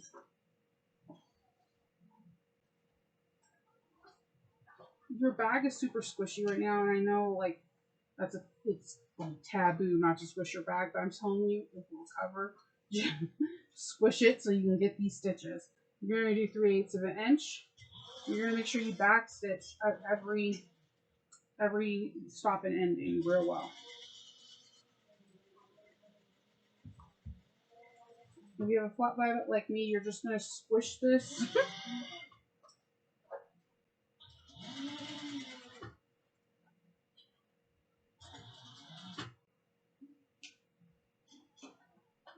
I'm going to have to rethread. I don't know. I'm having mixed feelings about this Gutterman thread. I feel like it's significantly thinner than what I'm used to. But the color is amazing. And let's see.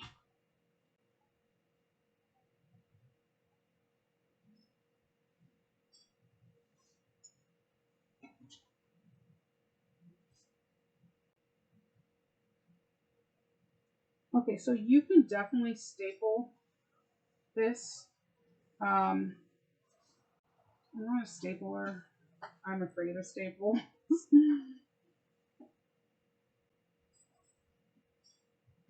Because I'll be that person that accidentally I hit the staple while I'm sewing and it's just like it's now in my eye forever.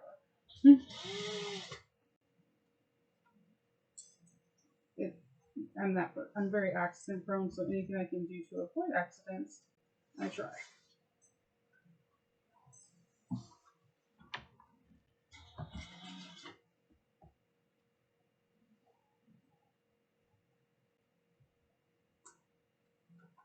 I am backstitching in every other spot because sometimes my clips they shift and I don't want to have a messed up bottom, so I will backstitch in some areas and then continue the stitching by backstitching again.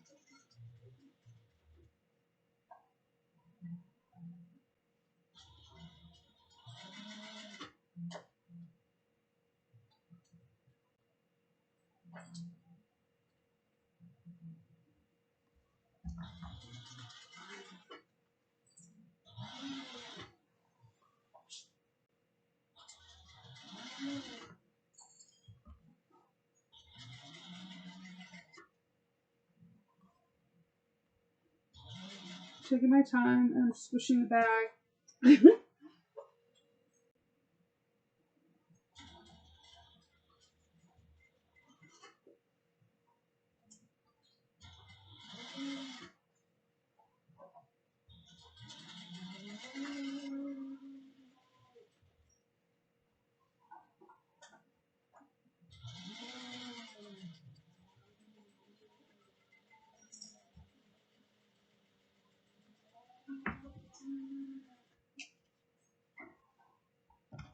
Okay.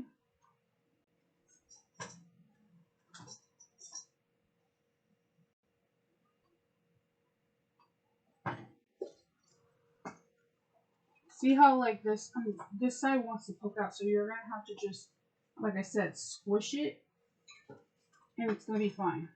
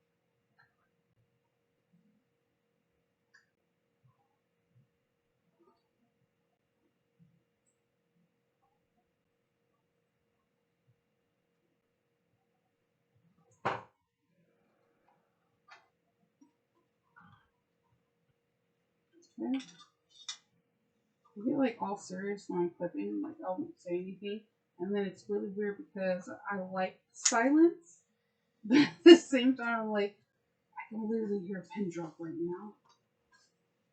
Squishing my bag out of the way. Alright. Second side.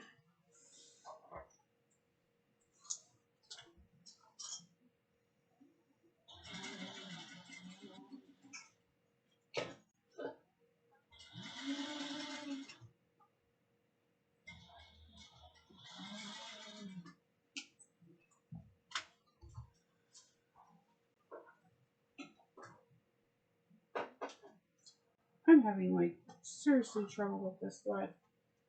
It keeps like popping out of the needle. It's okay, you can rethread it, it will be fine. It's all in my head that this thread's not as good as Saba.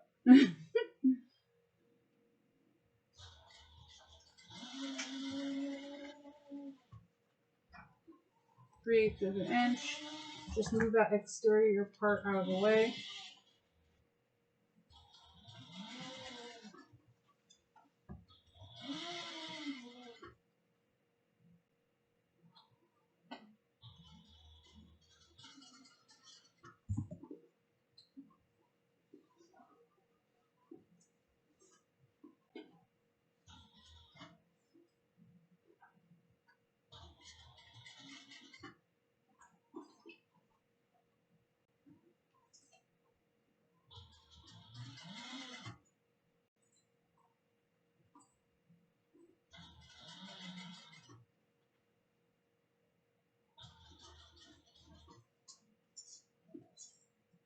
Just moving clips, making sure raw edges stay together.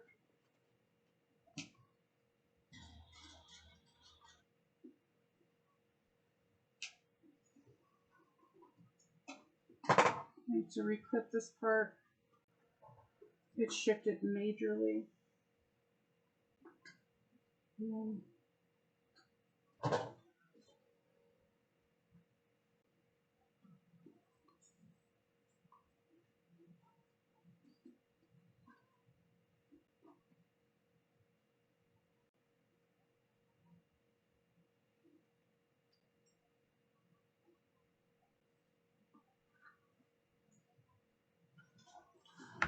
Okay, so I'm going to do this area back stitch.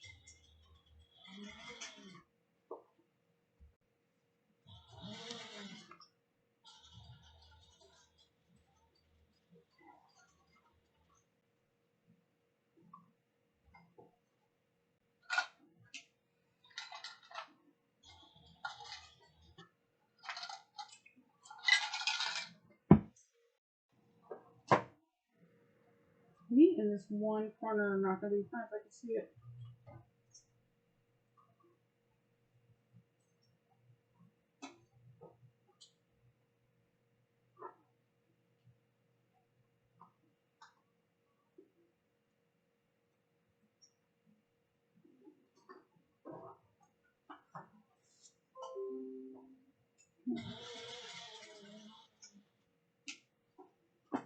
And it unthreaded again. I'm telling you.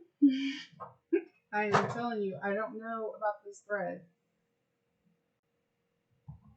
Like, I feel like each machine is finicky about stuff. And it could be just, like, a mental thing where there's nothing really wrong with it. It's just all in your head. But I honestly feel that this machine doesn't like it. That my Bernina or my brother might like it, so we shall see.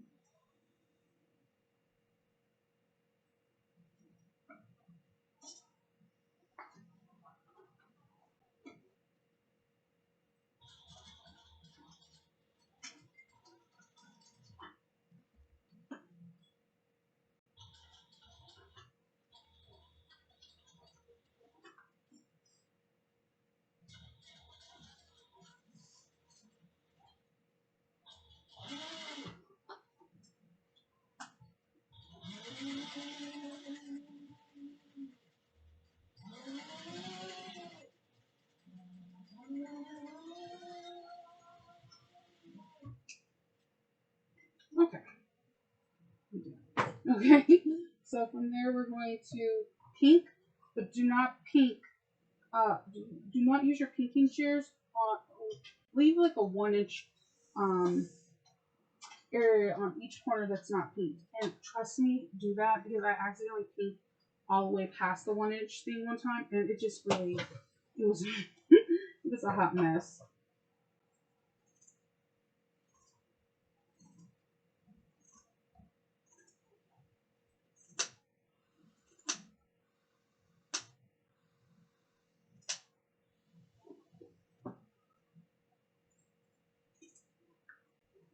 Do not peek into your stitches because that will be really unfortunate. I've done that too.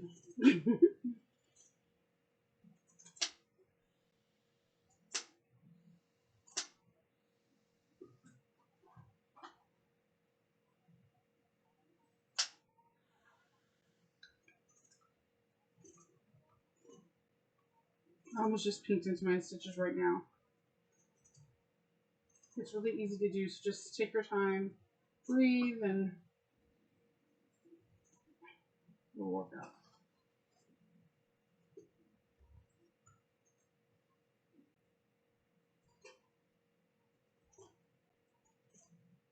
If you accidentally peek into your stitches, you can go 1/8 of an inch up from where you did that accidental peeking, but you might want to do 1/8 all the way across so it looks even. Like, there's always a way to fix it, but it will look and feel kind of wonky. Alright, so I'm going to pull first this a little bit right here.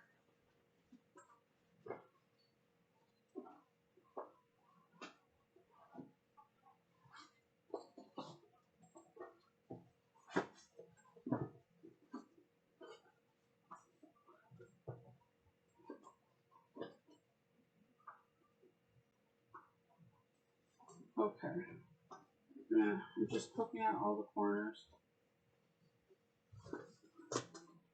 And, oh my gosh, this bag is going to be super cute. Just a little peek of color.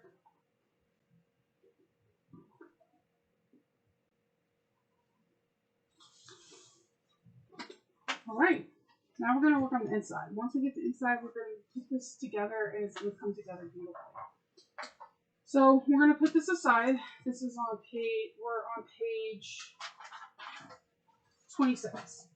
We're going to do the card slots. I am going to get my iron, fill it up with some distilled water real quick. And hoping that I get a different one soon. Because it's just been, I don't know.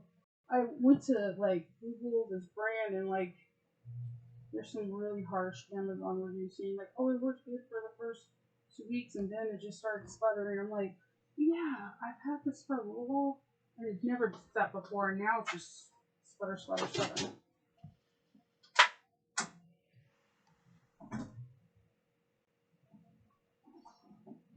Okay, I'm plugging this in. Moving this mat to an ironing mat, and I'm getting pattern piece C, D. Oh yes, A, B. This is A, and this is B. See how it's sputtering? It's not supposed to do that.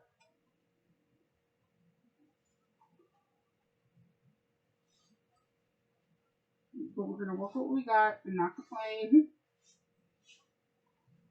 Because we got something, right? So we're going to grab our pocket piece. And I'm just going to iron it real quick. So all the wrinkles are out. I ironed it when I put the shape flex on it, but when I rolled it up to get it ready for the sleeve, it kind of just, it didn't work. So we're going to take card slot A with the pattern piece with the right side spacing up, and we are going to line it up on the edge. We're going to fold this over like this, and we're going to press.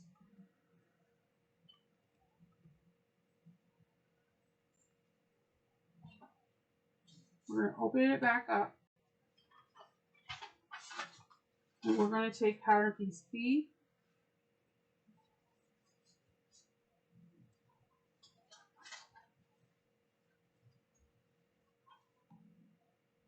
and we're going to put it on the crease and then fold it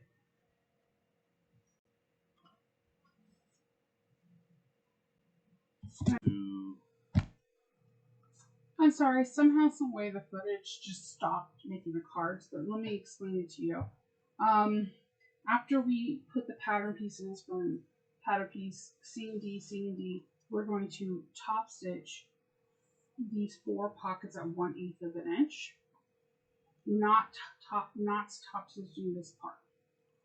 Once we do that, we are going to go to the machine, take this, flip it. So it was like this. This is going to be our slip pocket. We have that crease. So we only want to stitch through this so there's no stitches on the lining. On the slip pocket. So we're going to flip it like that. The pocket ends right here. So I made a dot with my green heat erasable pen. And we're going to stitch down your pockets to that dot. You pull out the strings. You tie them 3 times. You snip them. And then put some fray check on those snips. Then when you come back, you finish completing your stitches going up, except that dot, and your slip pocket has no stitches in it. After we're done with that, we're going to fold this in half. We're going to cut off a 1/2 inch. So what I did is I drew a 1/2 inch, and then I pinned it and cut it with my scissors. And at this point, we're going to now I drew 3/8 of an inch and had an opening on each side. So what I'm going to do is now stitch this box and then turn it. So you can start on whatever side you want, just to make sure you back stitch really well where that opening is. Not where you're opening, where you're going to turn.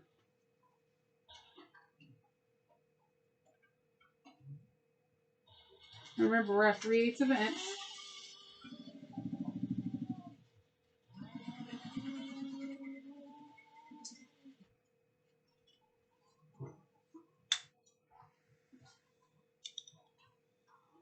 Okay, do the other side.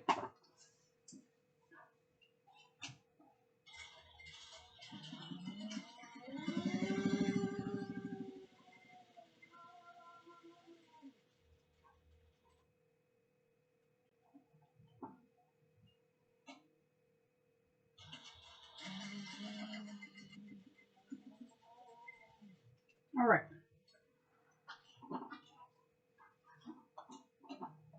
Cut the threads. I'm going to paint because this fabric is like burning really bad right now. So.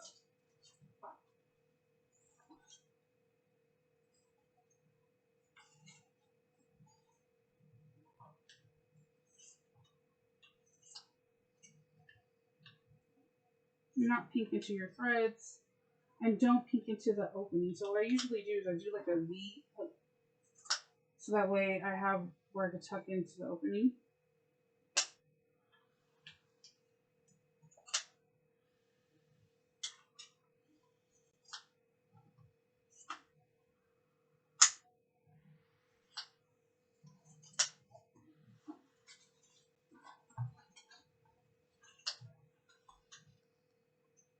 Okay.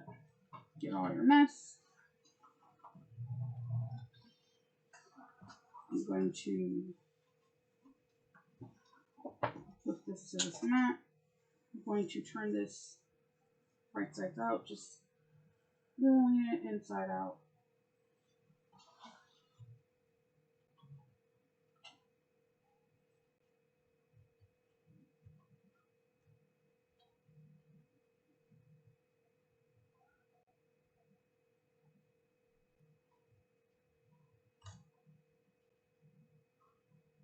I'm going to get my little, let's see, chopstick and point out the corners.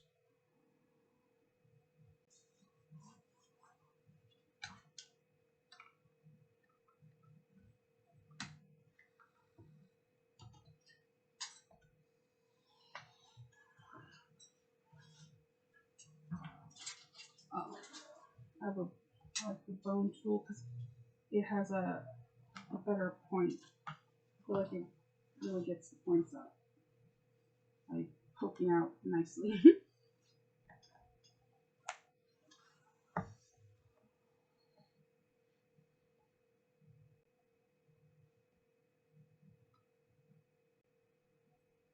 All right, so I'm going to grab my iron.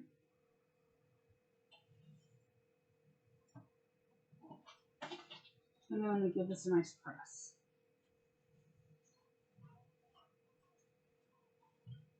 I see a string.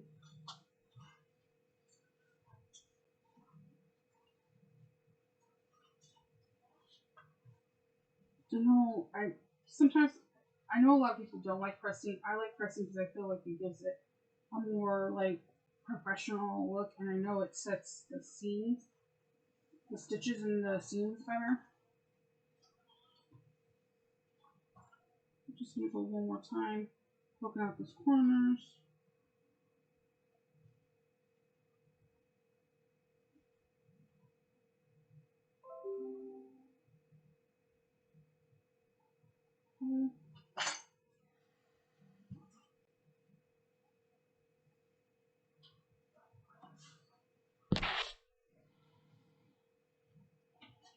Okay, so we have that. We're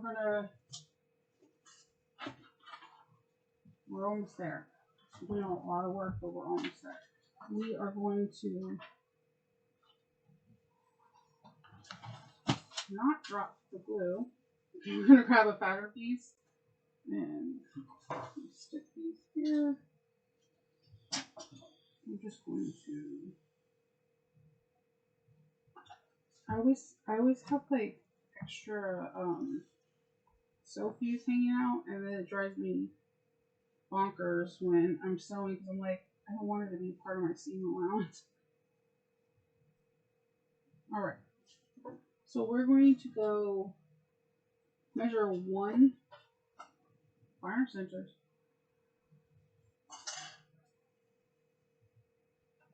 And we're going to measure 1 inch down.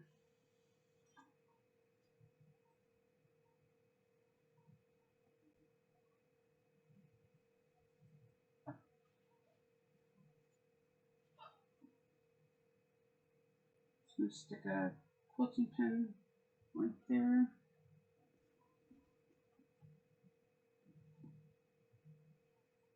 I'll just use these so tight, so they're awesome for quilting. They're also good for places that have an area where like it's kind of hard to stick a pin or a clip.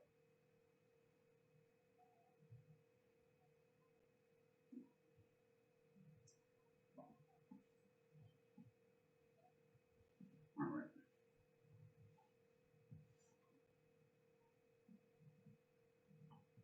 Alright, exactly 1 inch. We're going to stitch this down.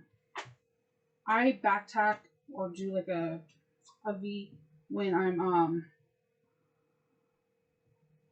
sewing this, so like a V, like a V shape, so that way when I stick things in there, it's not going to come loose. So I go down and then I'll come back up.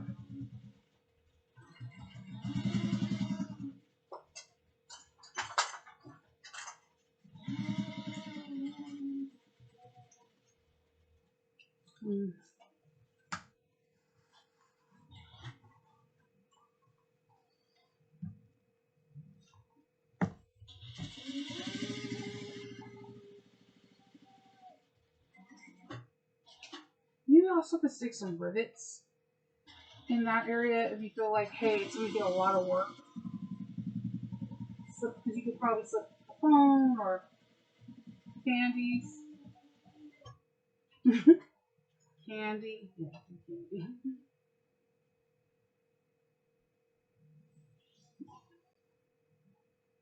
And we have that. So then I'm going to take these off.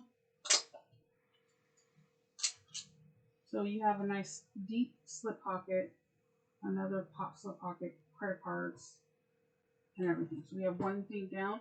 We have one more pocket to go. And that is going to be our zipper pocket. So for that, we need the zipper.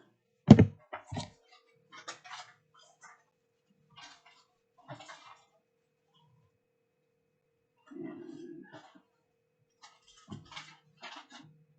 the facing.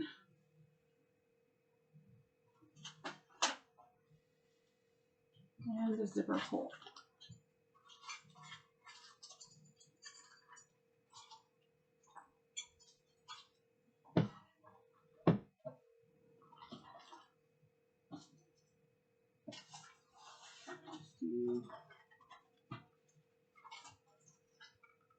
All right. So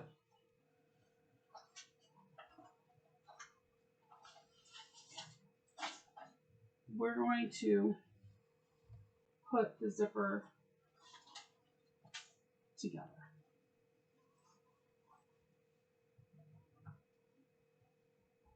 So I'm going to put the right side of the fabric to the wrong side of the zipper.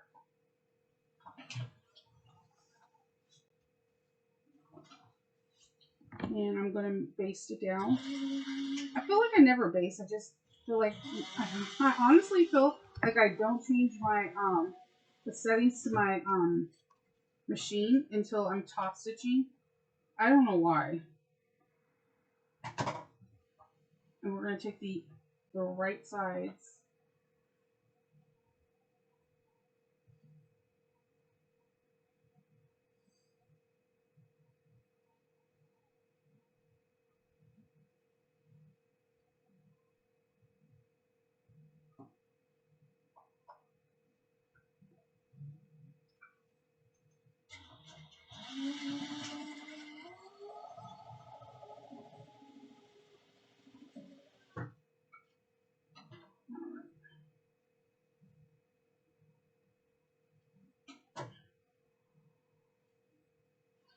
So what I'm going to do now is I'm going to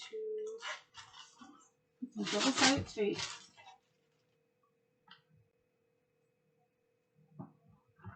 I like to put it like directly on the stitching. Getting it prepared.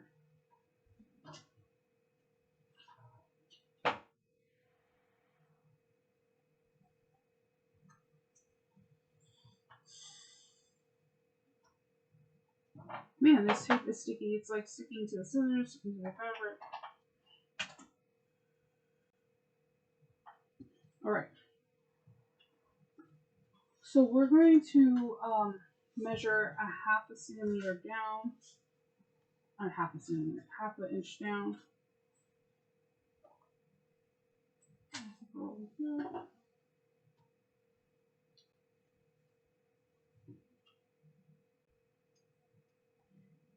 And we're going to put our zipper facing directly on it. Now from putting it a half an inch down,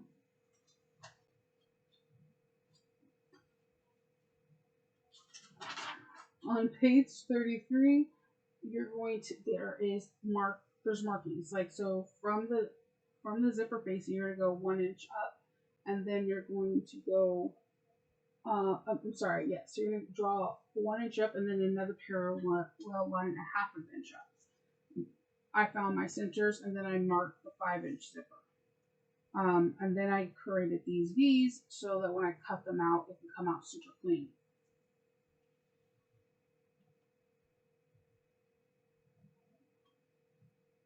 And just measuring and keeping everything.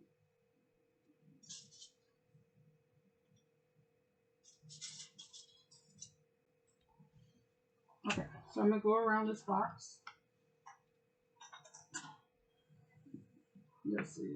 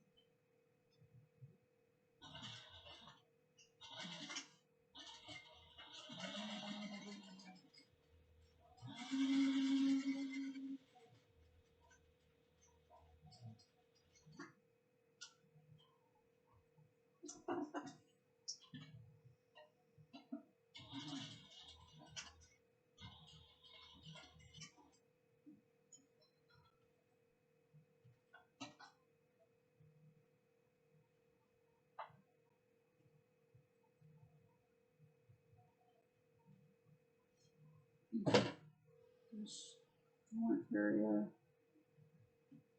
I'm just going to re-sew this part. Hope the back stitches didn't take or something.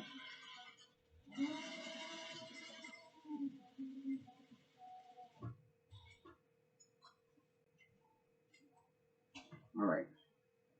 So what I'm going to do now is I'm going to cut. I'm going to try to get rid of all these strings. I'm going to cut the center.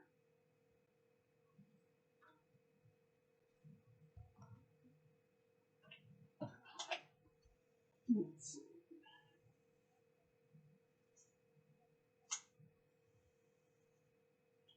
Cut as close into the corner without actually cutting the stitches.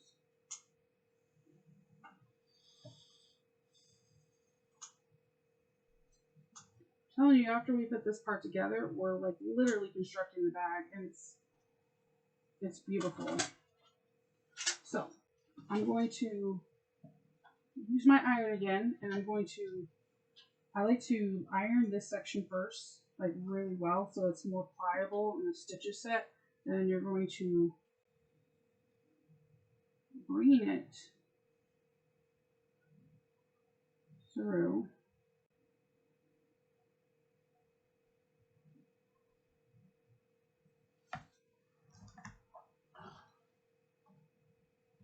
We're just gonna iron.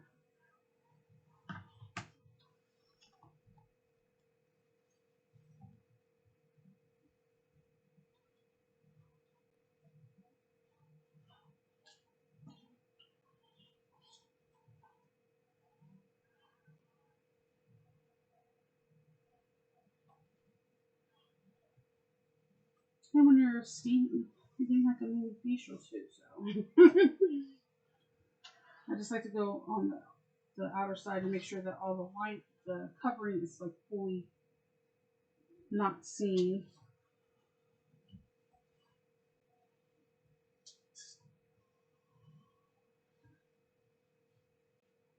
Alright. So we're going to now take our zipper and we're going to remove some of this double-sided tape. And we're going to center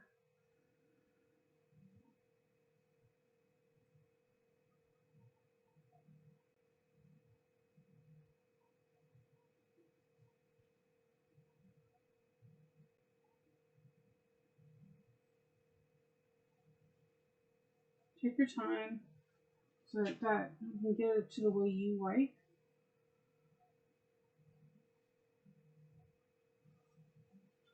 Alright, so we're going to do the top stitch first across.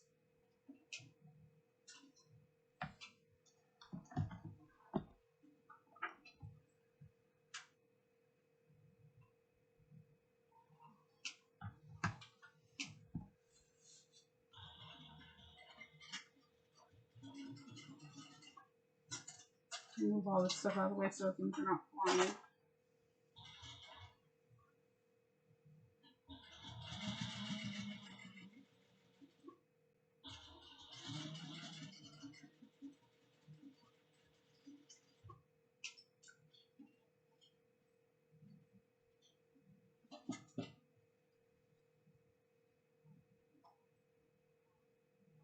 Okay, so I always like put my zipper on the last minute. I have no idea why.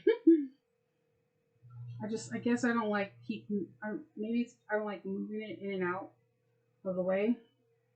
I don't know.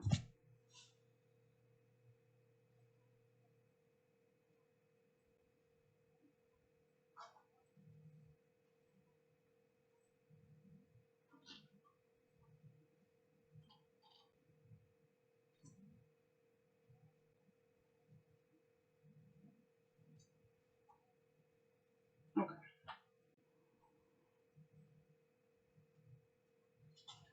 So on page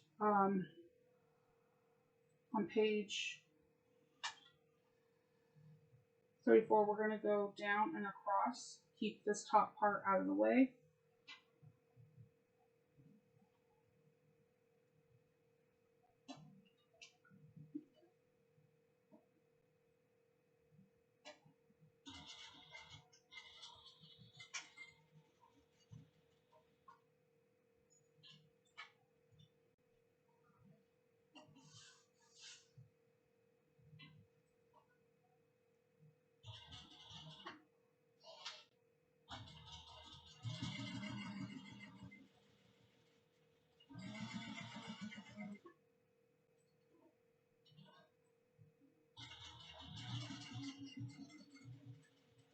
Whenever I'm trying to move the needle, I just make sure that it's in the needle back down position before, I stop sewing.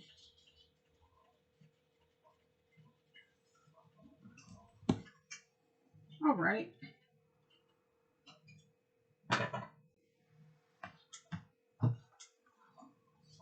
Getting those threads. Okay.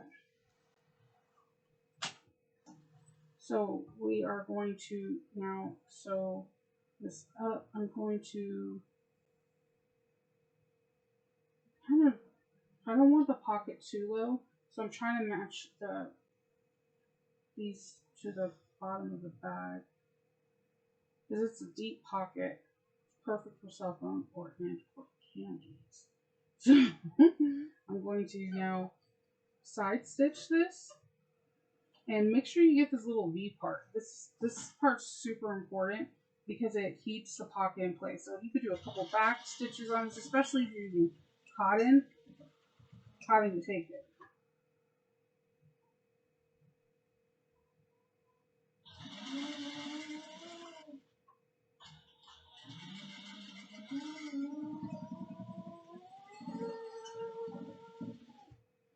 And we're just going to be leaving this pocket, the bottom open. I'm just trimming the excess off because when we're going to pull the lining through the pocket to make it look seamless. So just leave that part open.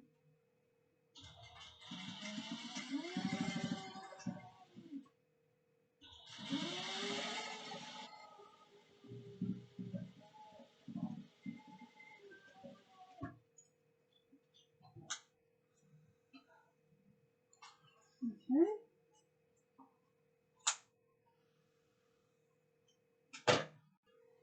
And we're going to sew these pieces, this piece and the card piece together 3/8 of an inch.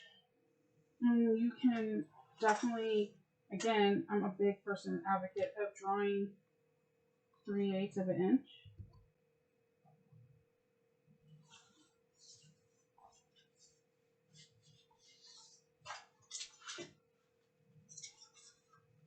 Make sure that they're all lined up. Pop a couple clips.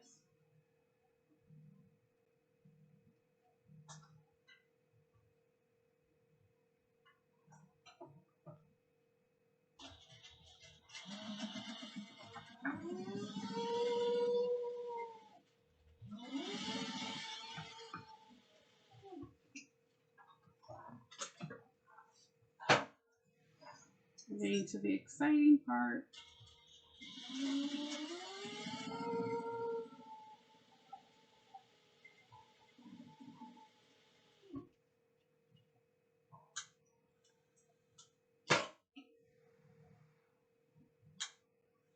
I have to restitch this real quick.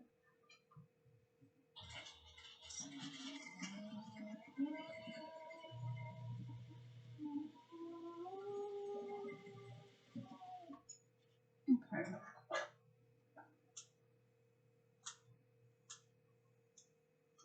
Okay.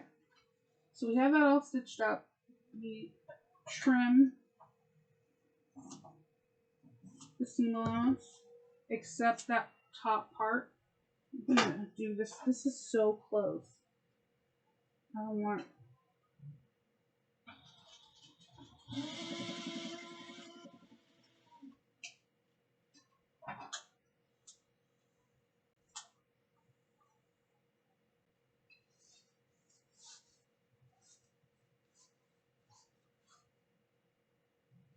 Gotta do this part too. Sometimes when you get excited, you just mess up. More clips would have helped, definitely. And that's my fault. Alright. We trimmed. Now we're gonna get the other zipper. And it's hand stitching. I know that's not everyone's favorite, but I love it. So you're gonna hand stitch this to have a curve. So the way it's done is you could take it and you just fold it over and you hand whip stitch, like you go a couple of stitches in, or I see some people that can hold the clips down and sew it. You can do that as well. But we're using a 13-inch zipper and we are getting ready to make some marks on this bag to do the stitching. Now, make sure this top part is out of the way. It will help tremendously in the end when you're trying to stitch around the bag. This right here is why a free arm, a domestic, would be best because we're going to go around this. But first we're going to make some marks on the bag. You're going to mark 1 inch on all for 1 inch from each seam. I'm going to use a green marker. The green, the erasable.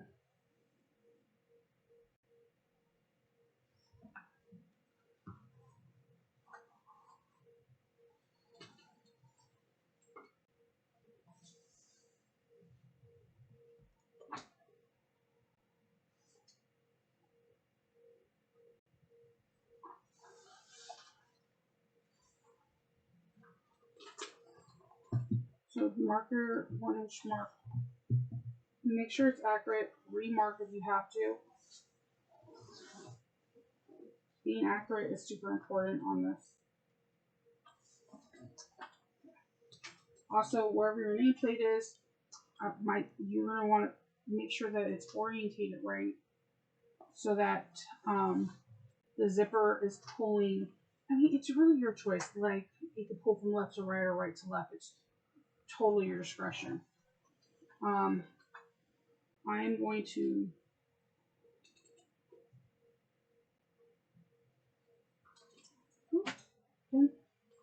popping off. Okay.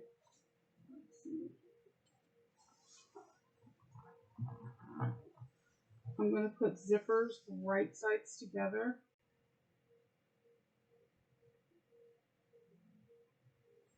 And fold those little areas that have a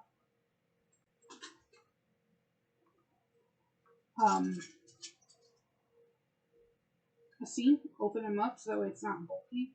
Just do clips around.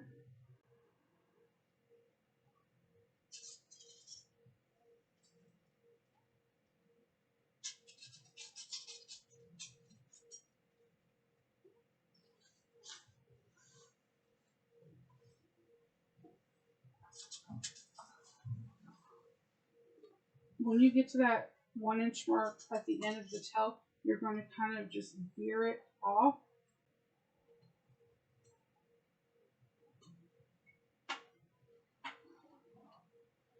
So I'm going to squish my bag. That's the best way I can say it. I'm going to squish it. Make sure that the other piece is not near it. And I'm going to sew this zipper into place.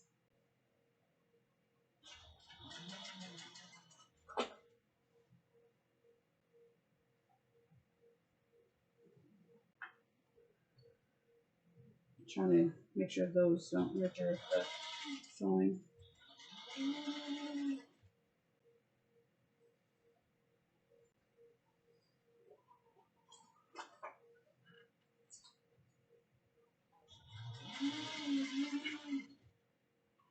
I feel like this is the most difficult part because you have to get squishy, and that's why on the front page it talks about the free arm. If you have it, it works incredibly well.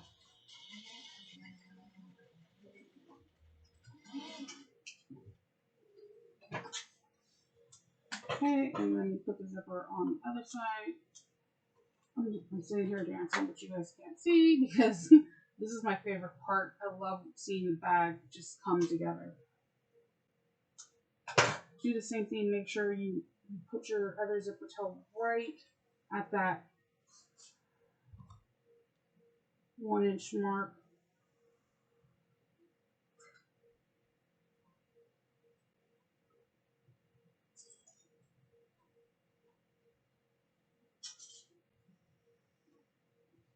Popping the clips in.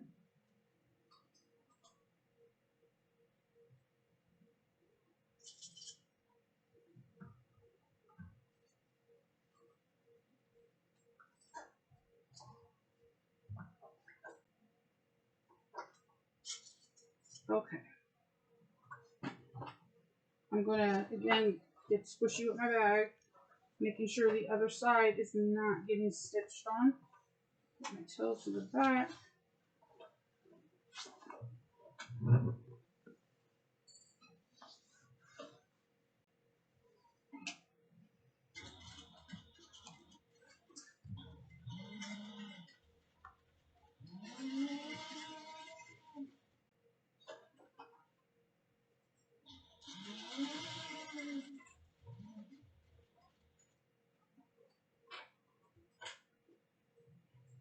As you can see, it is definitely possible to do it on a flatbed. It's just, you gotta get creative in splitting your bag. Your materials are everything on this particular bag. Like if you have really, like if you're working with leather, it could be a little bit difficult. If you're working with really stiff vinyl, you gotta get squishy with it. So from this part, we are going to take this lining and we're going to kind of squish it in this bag. I know this is to me the most difficult part of the bag because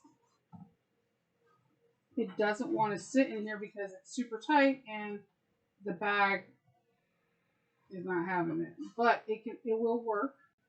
It just takes a little bit of patience and a little bit of finesse.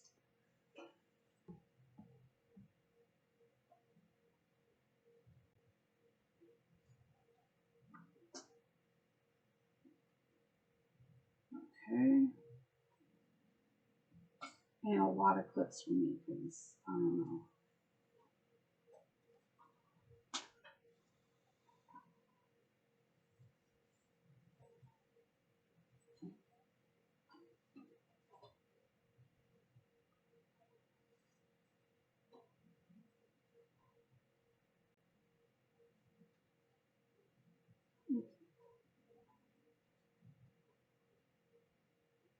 Just making sure the zippers are not all twisted when it's in there.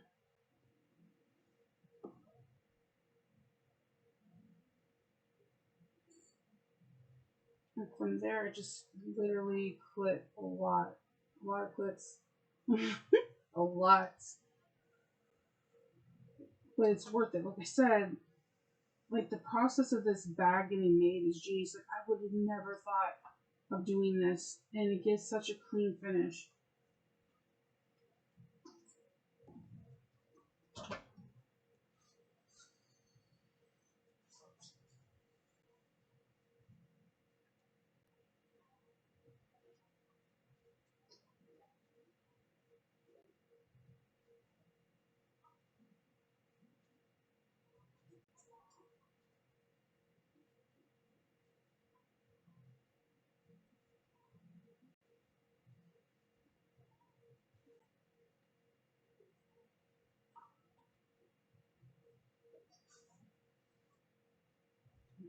We're almost there, clipping. Clip until you're comfortable because it's a lot of fabric to sit there and maneuver.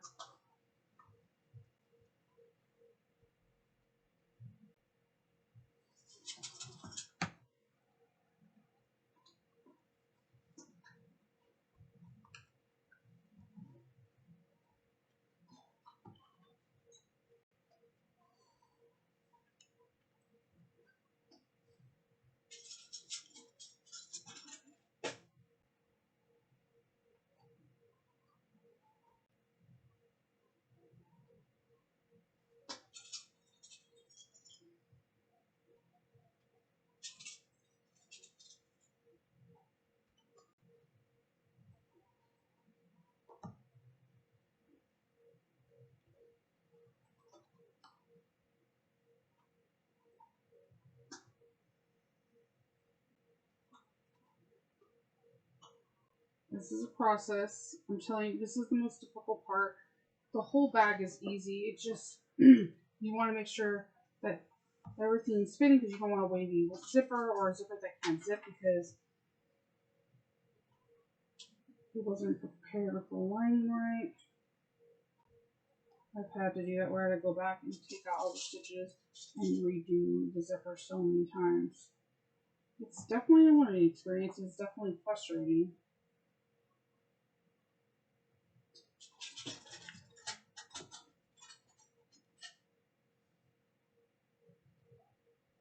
I think I almost got it. Just doing the negative these of it to make sure that everything fits.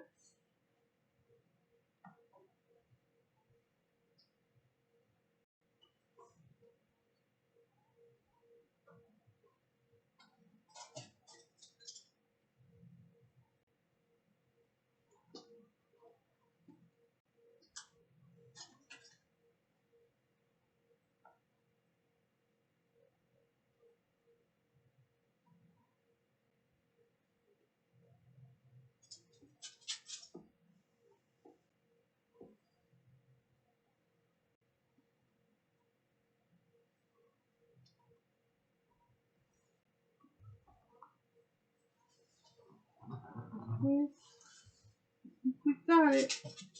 I think I have like 100 clips on here.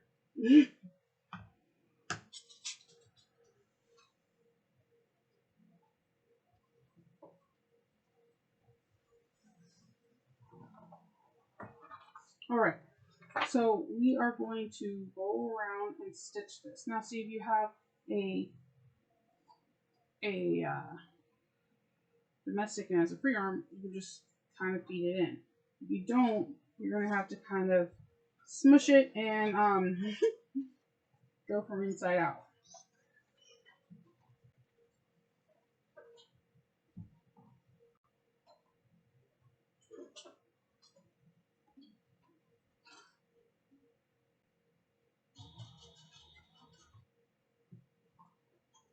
Take your time.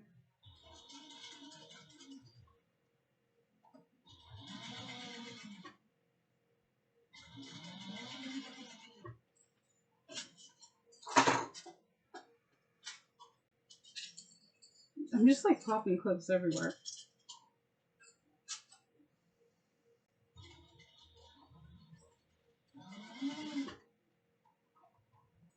Take your time, make sure there's no puckers, because a pucker means it's a pucker in your zipper and it won't zip right.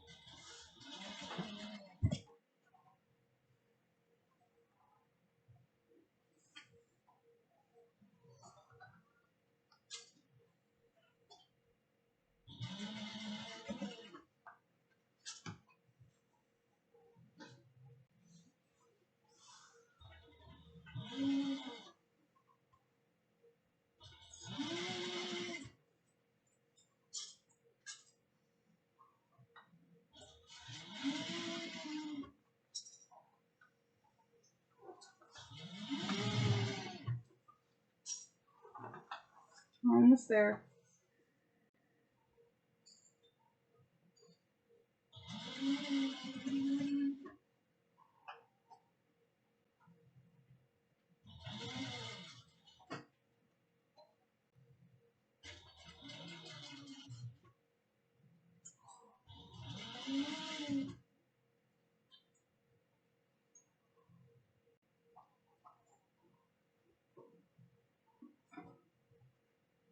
Oh, uh-oh.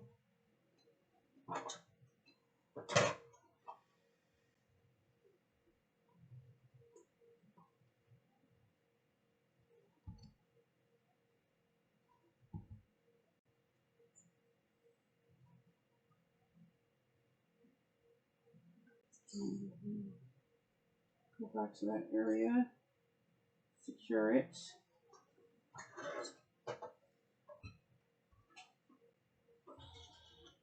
And not lose your thread like I've been doing. I swear this is like the millionth time I have to thread my thread. The colors are so damn pretty.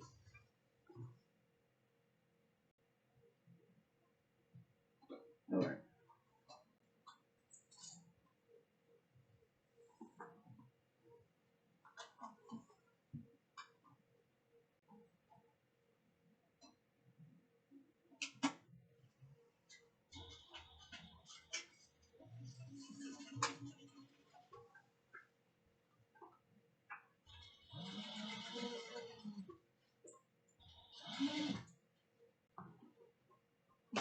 Oh my goodness, what is going on?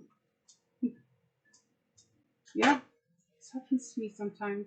That's why I advise.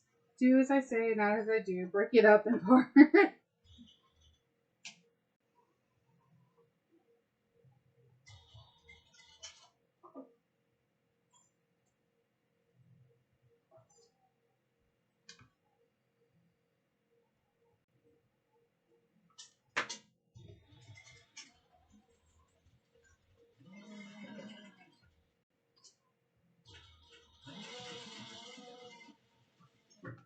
Okay.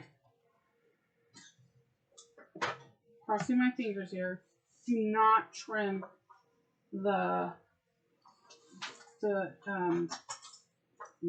pop off. Do not trim the seam that we just made because you'll cut into the stitches.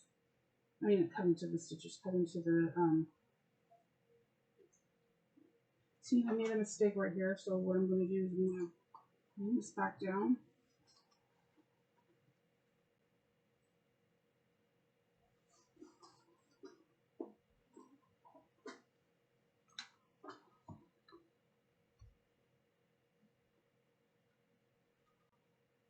Okay. I see what I did. I'm going to put the seam over. Mistakes happen. We have seam rippers to take care of the issue. If you catch it early, it's awesome because then you're not like, my whole bathroom.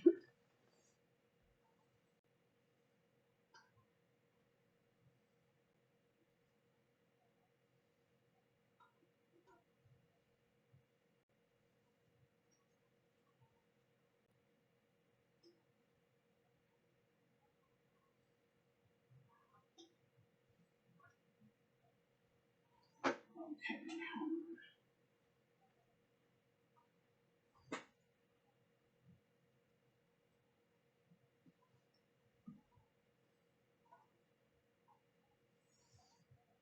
Bear with me for just a moment. Or two. I don't want to mess up the zipper teeth, so I just want to take my time. Because I caught up that seam allowance for the zipper real fast. I don't want to mess up the zipper.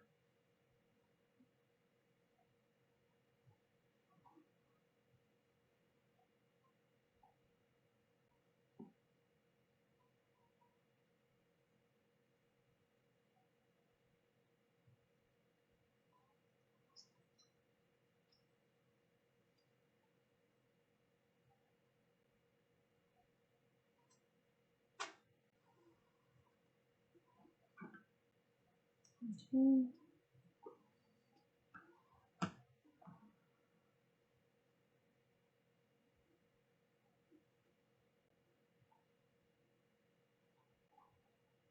Okay.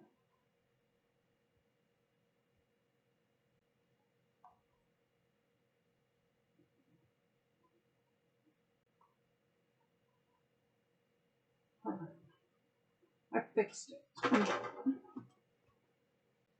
Sort of. I like the zipper tape doubled up so that way I couldn't zip. If I tried to zip it, wouldn't have made it past a certain part of the bag. That's definitely not what we want. So I'm going to restitch this area, making sure that the zipper tape is definitely not double stuck, because that would not be fun.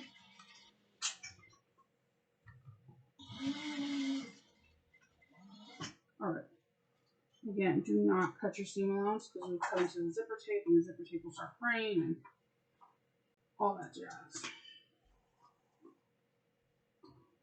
So I'm going to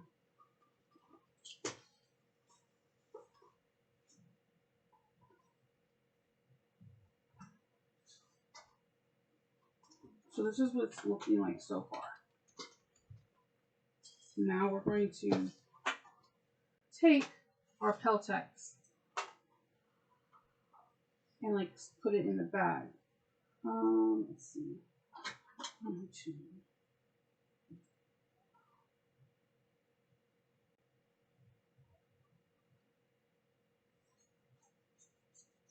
I'm taking about 3/8 of an inch off because I want it to fit just right, but not to the point where. So this part's fun too. Okay, you're gonna take this Peltex and you're going to stick it. You have to roll it and kind of shove it into where you birthed the bag originally.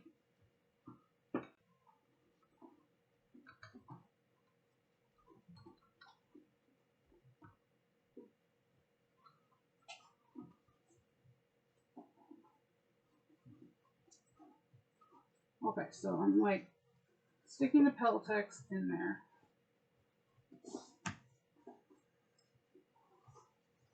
And then kind of unrolling it.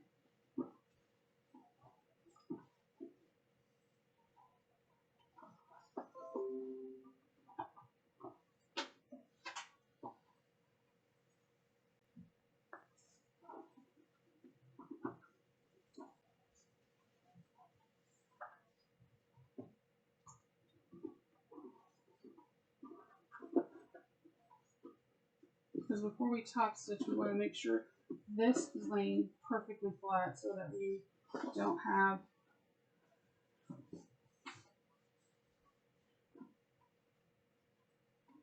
I'm gonna take off my watch because I promise you I'm gonna have to go in and just make sure that it's all flat.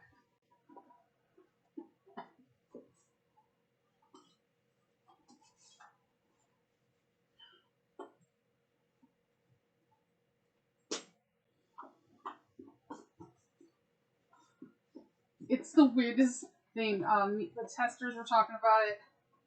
Alexis is putting really good tips in it, but we were talking about like you feel like you're kind of putting your hand in the bag and trying to like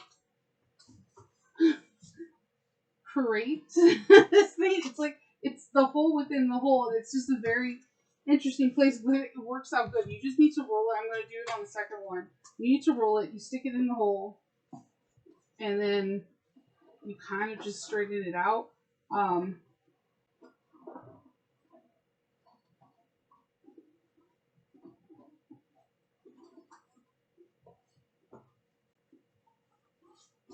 Okay, I got one side. Then we're gonna do the other side. So you see, I'm just rolling it. Oh, first, you know what? My husband's like, cut it, cut it, cut it. Yes.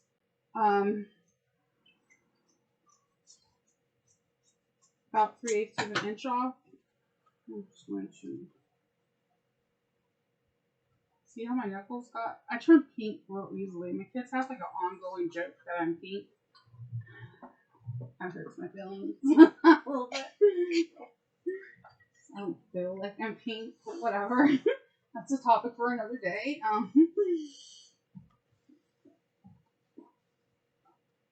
So we're rolling it, and we're stuffing it.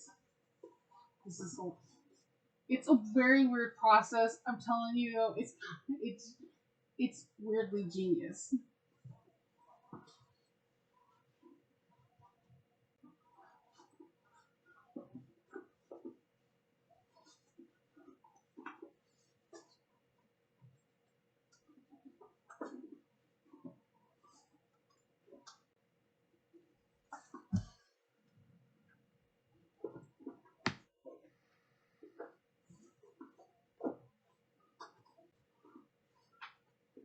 If you guys see my husband's facial expressions, he hasn't seen me this bag, and he's just like looking at me like, what the heck are you doing?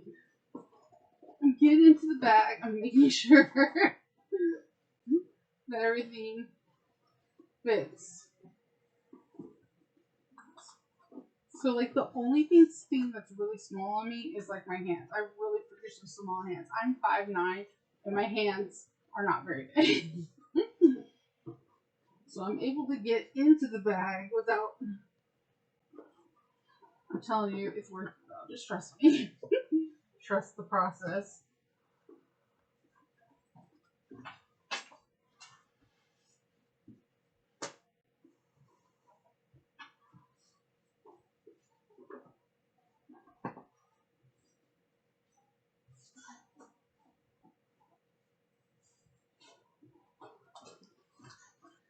Okay, so what we're gonna do.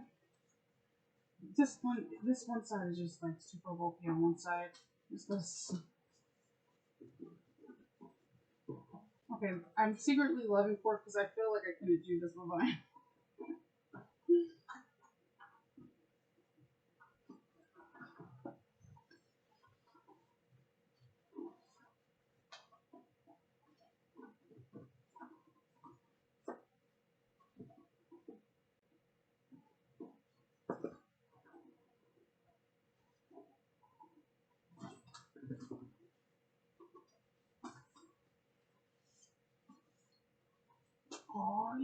Okay. I feel weirdly satisfied with this. Okay, so before I put that in, I should have top stitched this. I don't know why. Okay, so we're just doing something real quick in reverse. Do not stick your Peltex in until you top stitch down the zipper. I don't know. I got overly excited and I messed up one step. It's not really a mess up. I mean, I'm gonna just, because it's cotton, I'm just gonna press the inside.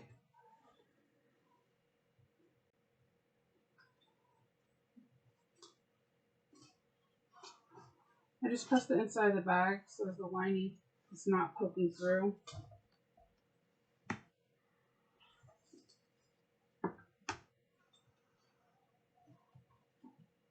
And let's see. I'm gonna go ahead and fold these out of the way again. Oh, we'll fix the Peltex after I top stitch these. You're just getting like how to mess up and not how you should mess up on a tutorial. That's all I'm doing.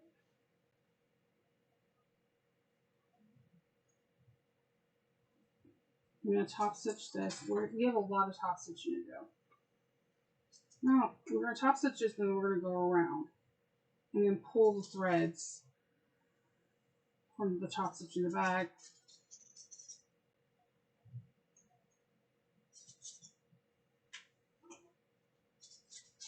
Sometimes I feel like clipping takes longer than sewing. I don't know if anyone else feels like that. Like when I pin something, it takes forever. It takes forever. All right. So the way I'm gonna top stitch this is smooshing down one side, kind of like how I did the zipper, and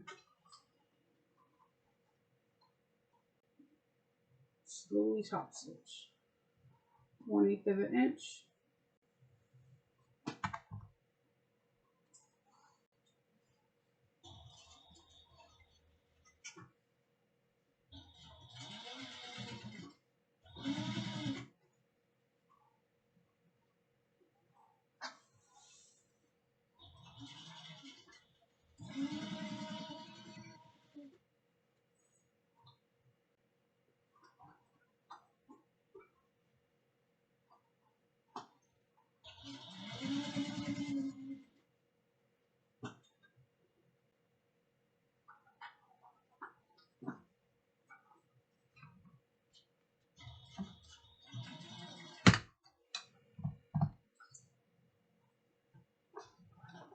I'm just squishing the bag.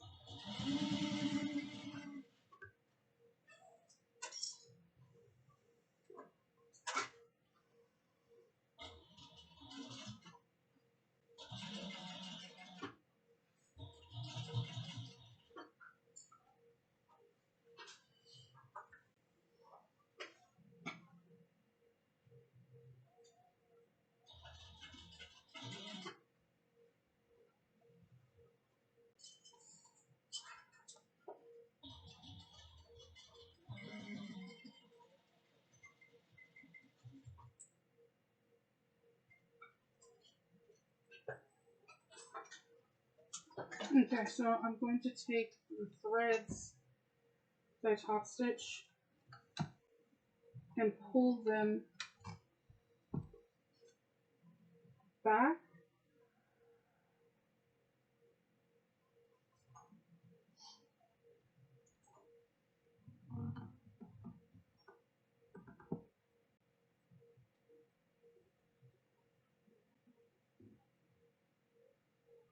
I'm going to pull them back, and then I'm going to kind of just sew them in, like put needle and thread.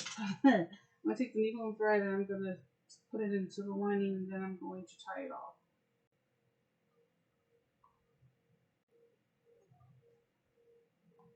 So I'm just going to stick it into the hole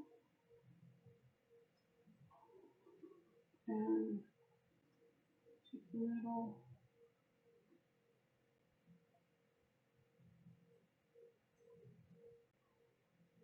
And tie it off.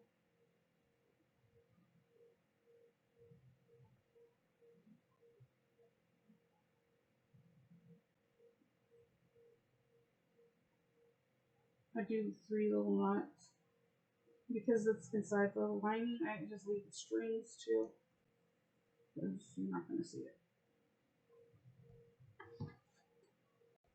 Okay, so I think I moved the Peltex.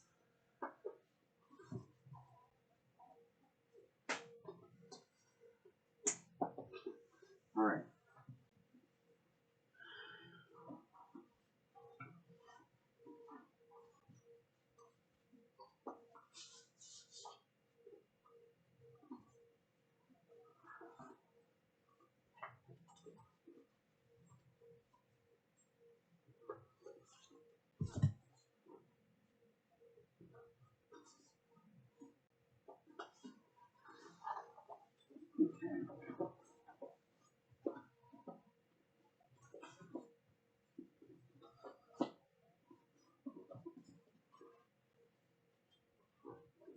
Alright, so we're going to top stitch. This is where your stitching really counts. So I am going to switch my thread back to the till because I don't want contrasting thread on this one.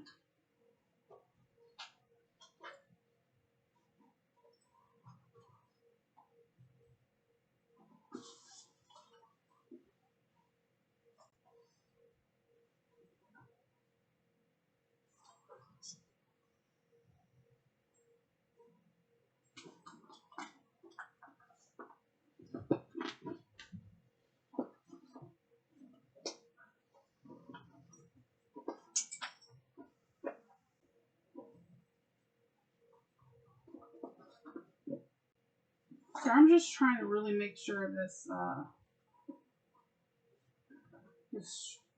Peltex is super straight. You kind of just finagle with it. It's going to work out. Just keep playing with it.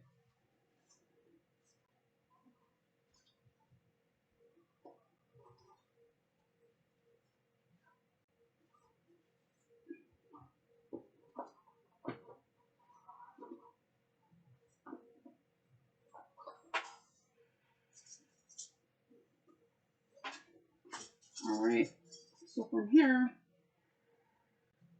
just popping in, pushing in my my side panel so that I could just really focus on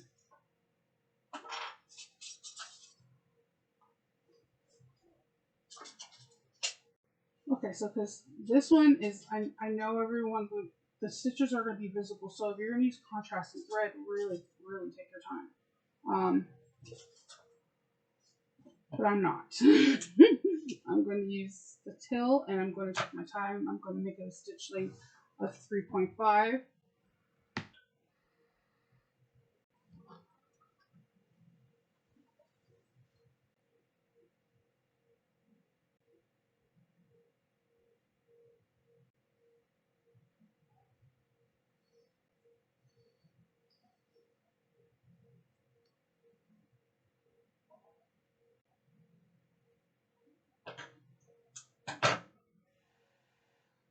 Okay.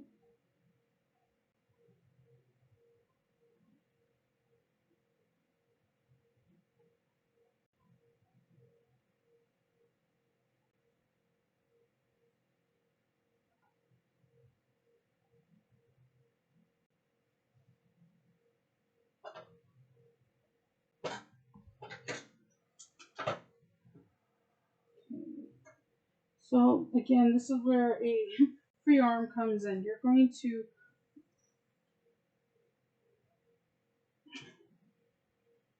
you're going to be sewing on a flat bed. You start at the edge. So we're going to pull the threads after. So start in a corner, have long threads. We're going to do 1/8 of an inch. No back stitching because we're going to pull the threads.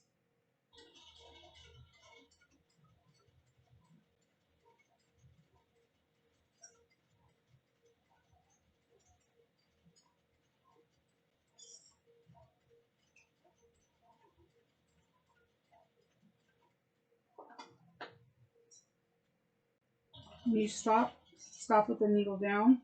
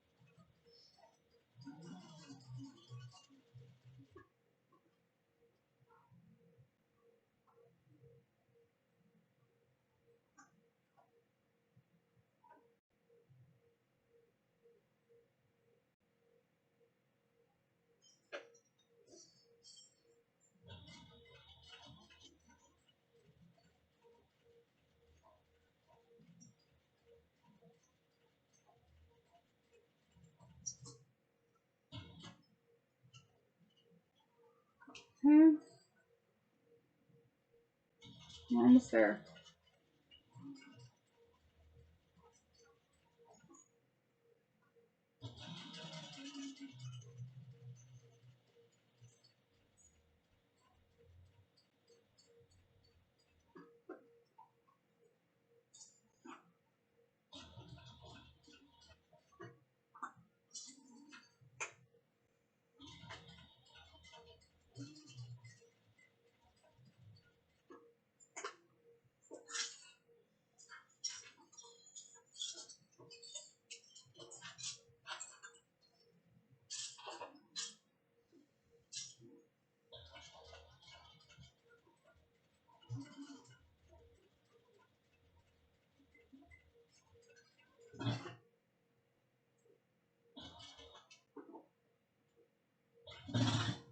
Uh-oh.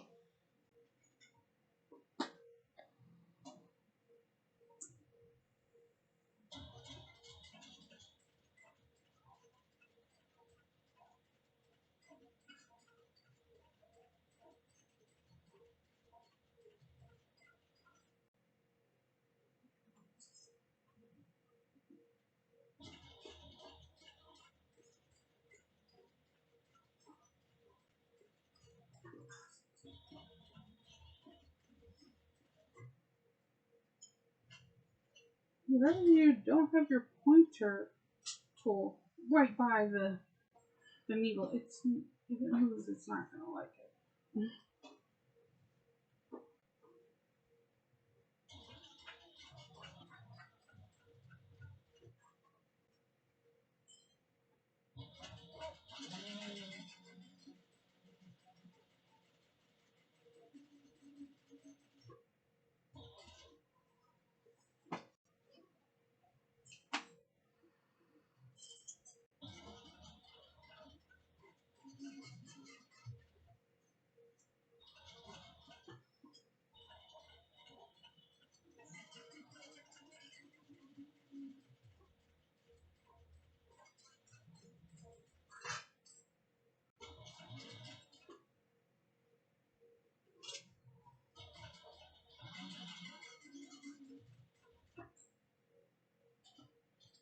Okay. So we're going to take these long strings.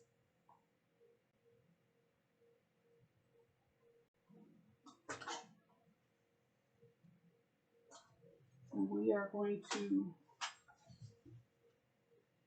have one of these needles again. It's like it doesn't want to get out of the magnetic pull. So we're going to pull the threads inwards.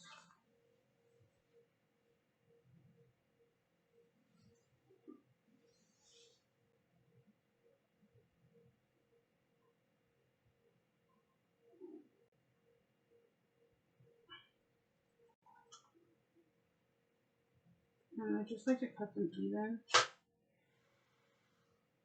as I possibly can.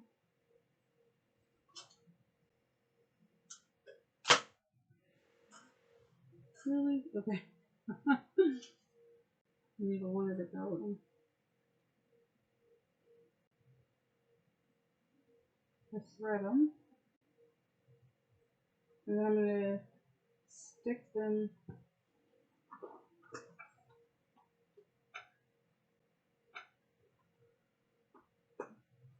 in the pushing, stick them in the hole, and now I'm going to pull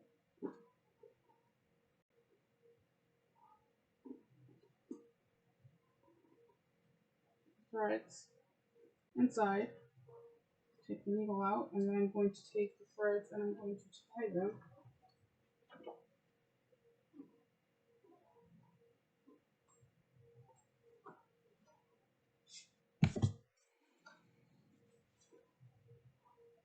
Alright, tie them 3 times.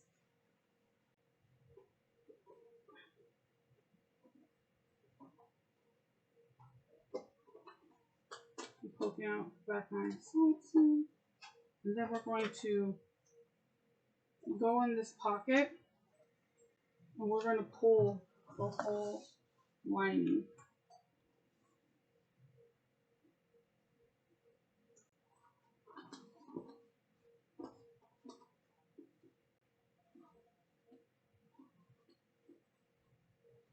So we are going to sew this first seam, the bottom seam, at 3/8 of an inch.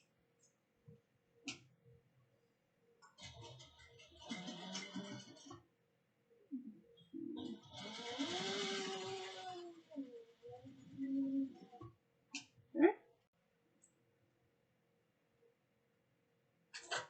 Then we're going to box the corners.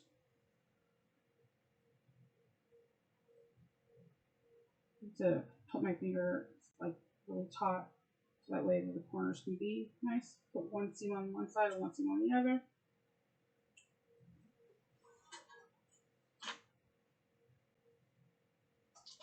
If you're following along, we're on page 38. We're going to do a 3/8 of an inch seam. Don't stab yourself with needle scissors like I do. Make sure you back stitch.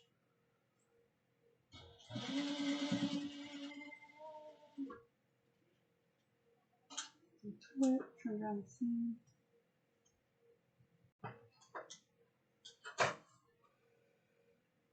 Same thing on the other side.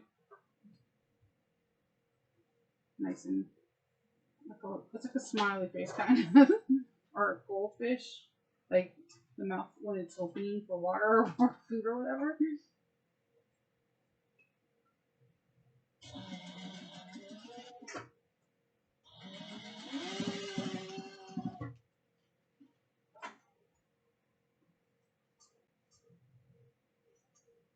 Okay. I'm gonna stick this back in there.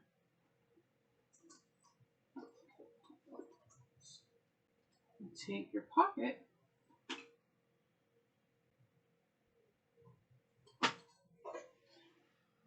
and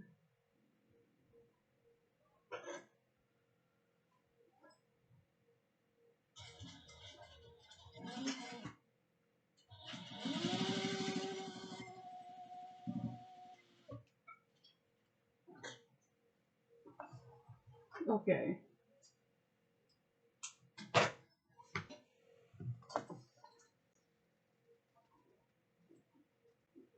Pop out the corners so that way it goes nice and flat. So that's all done right there. I'm going to get the zipper pull. I got like a butterfly one because there's like on the side panels there's like butterflies. It's super cute.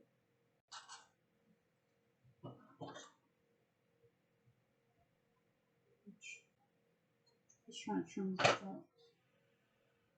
Going to stick my zipper pull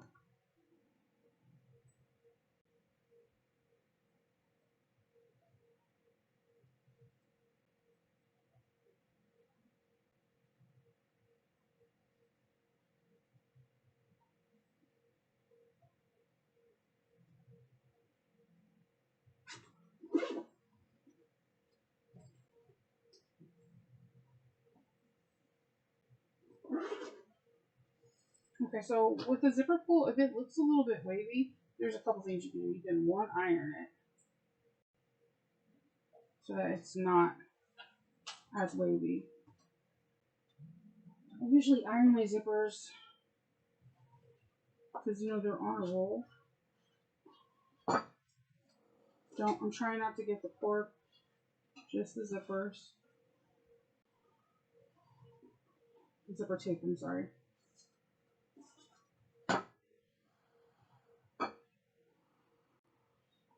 Alright. Let me try this now.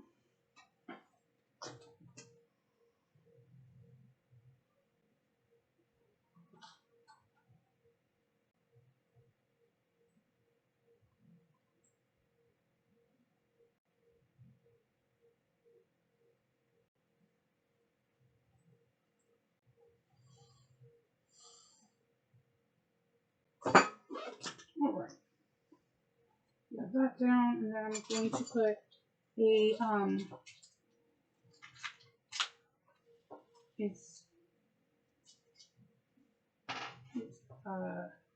a zipper intel thingy. A zipper cap on the back of the tail, so that way when I unzip it, it doesn't.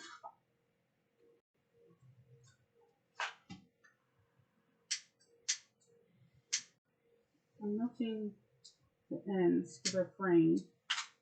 And what I like to do is I'll fold one side and then I'll fold the other. I'll drop a bit of glue inside my zipper cap.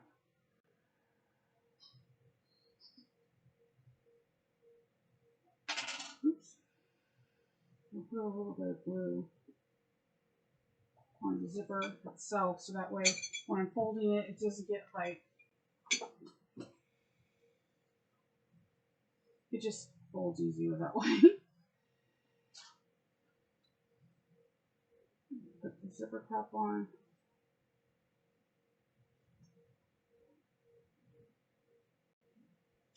I'm going to now screw this in, and then we're going to put the main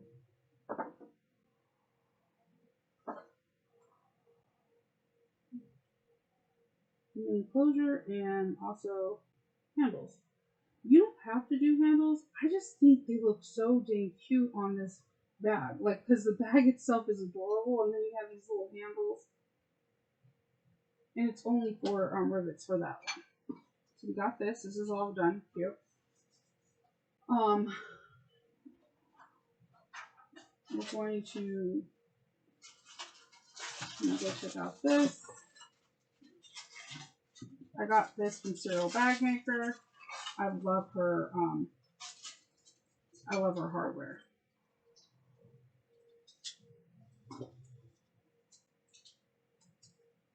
So I'm going to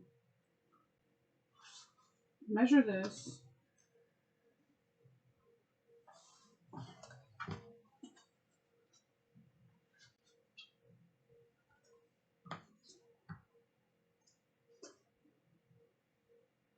And I'm going to draw where I'm going to cut out.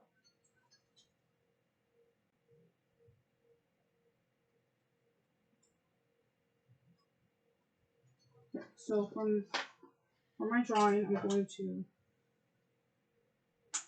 I know it hurts because you're like, I just did all this work, please don't mess up.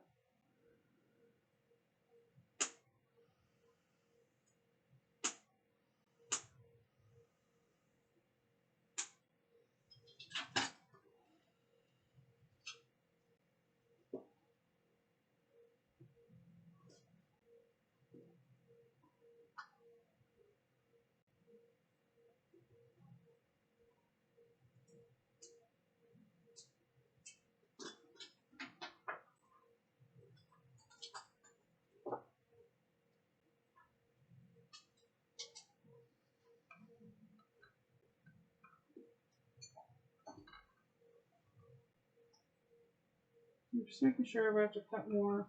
Where do I need to cut?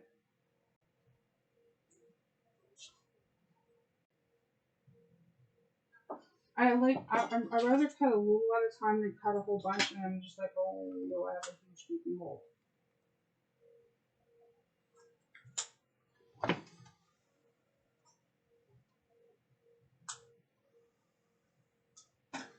Okay. I think this should do it.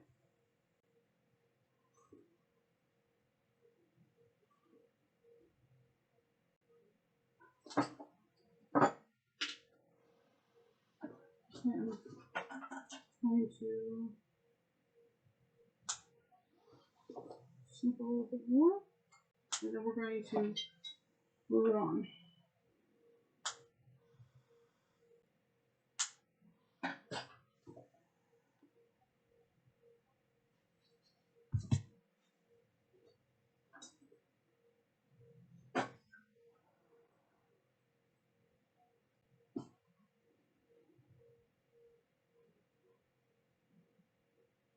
Okay.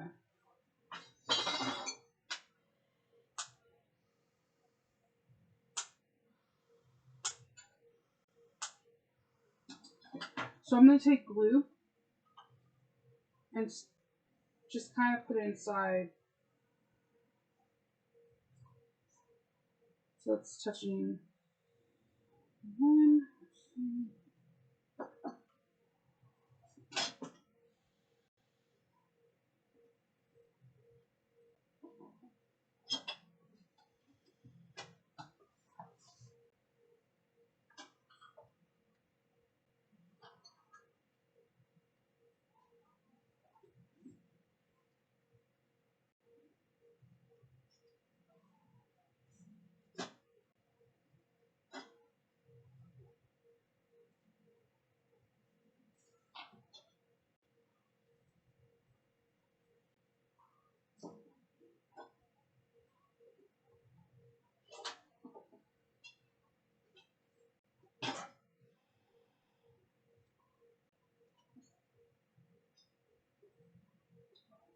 Okay, sorry.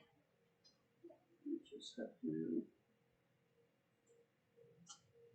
snip this. And this, the glue that I have is, it gets super tacky real fast, so I have to work fast. Mm-hmm.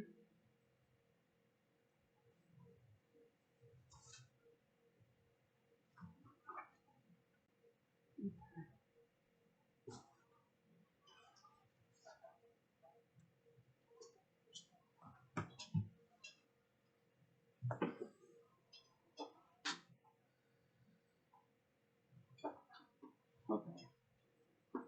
So now I'm going to screw this in, making sure that all the pieces are in.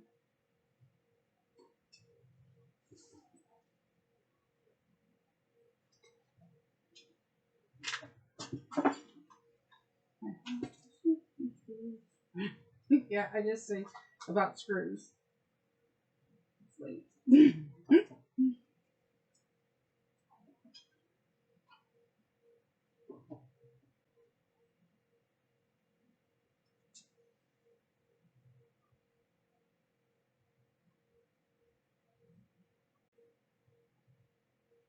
I just realized I did this wrong, but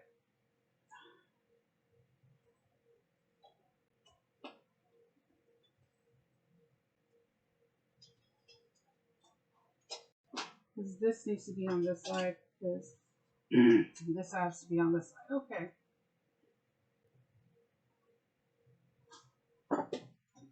But it's not that big of a mistake, and no one will notice. It'll just be a little secret.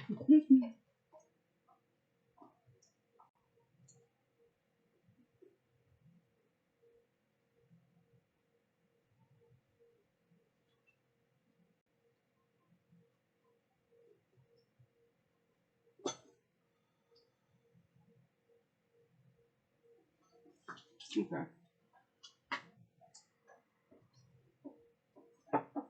So this video has been pretty much what to do, not to do. It happens. We all make mistakes, and learning how to correct our mistakes will make us a better bag maker.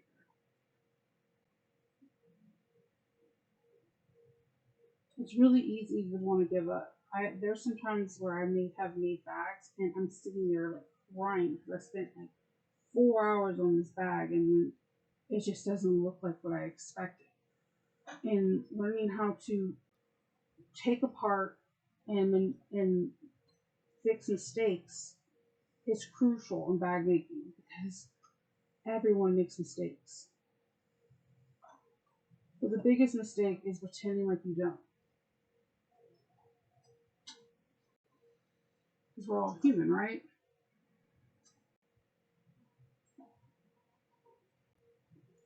I'm trying to catch this little screw that.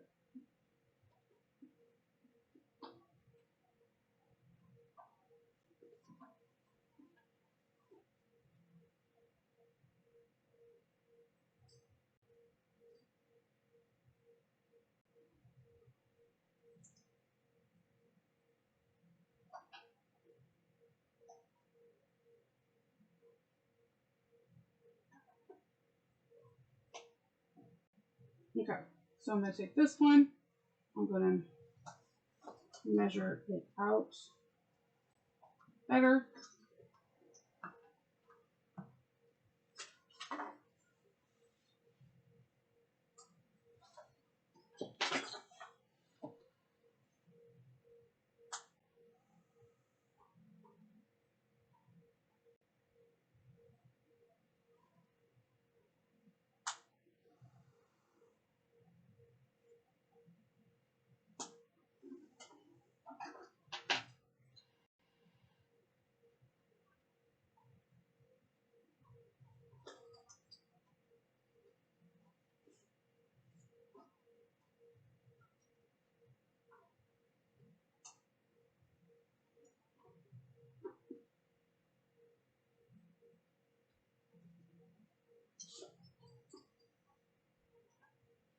Okay, I'm just going to stick some glue.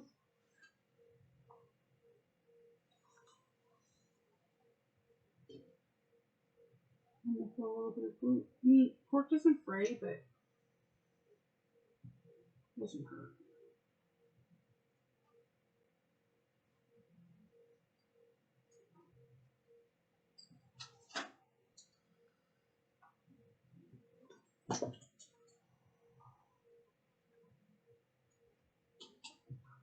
Okay, and I'm just pressing down to make sure it stays. Now I'm putting in the screws. The screws are so tiny. Make sure, like, if you're a person like me that loses screws a lot, then I highly suggest you to put them in a metal bowl, so that way they don't fall down and then they're like in the hidden abyss of sewing, the sewing vortex where something's always missing.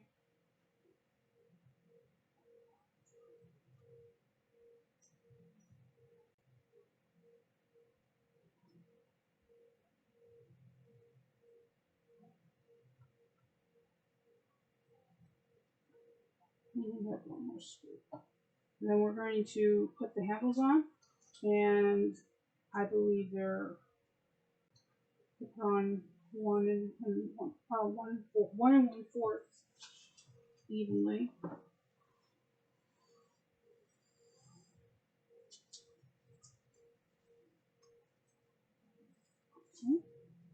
So the handles, yeah, 1 1/4. So okay.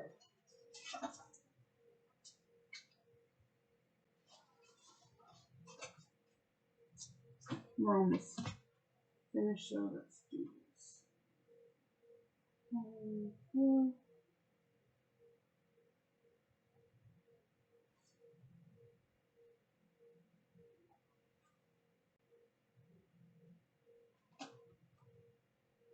And I'm just like marking it with a handy leather pen.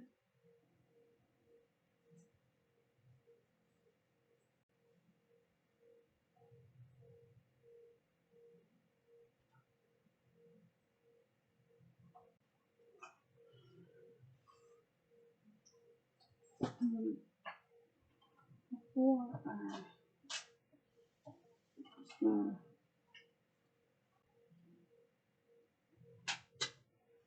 punch this hole.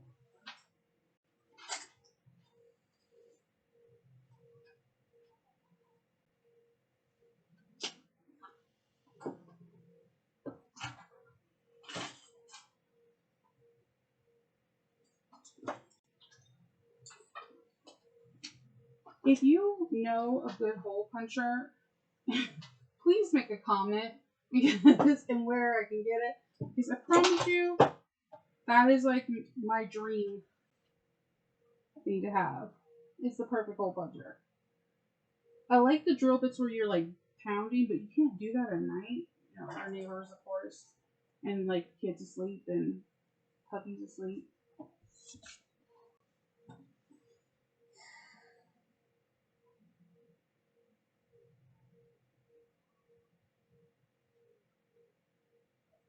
Okay. I'm gonna punch holes right here.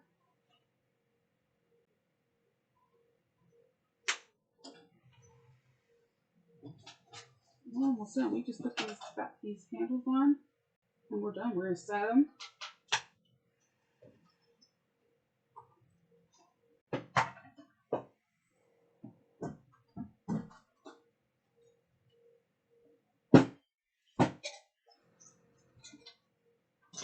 Get the handles. Make sure the right sides are showing. You're not accidentally showing the back of the strap in. I'm going to grab 4 rivets.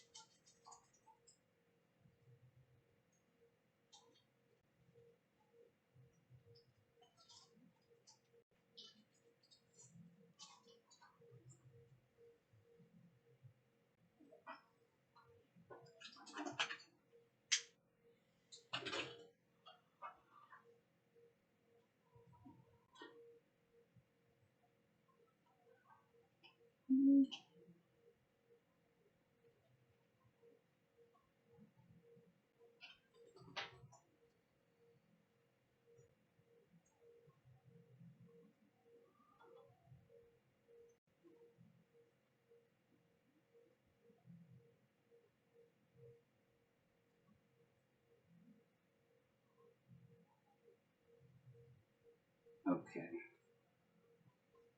So I'm going to set these rivets in the front first. Make sure if you're setting it that it's fitting in everything right, because you don't want to have a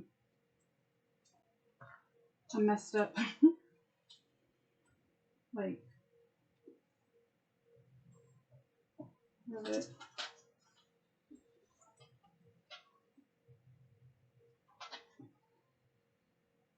I put that 1 screw. I'm just like right when I'm done. I think I'm done with this step. Something else happens.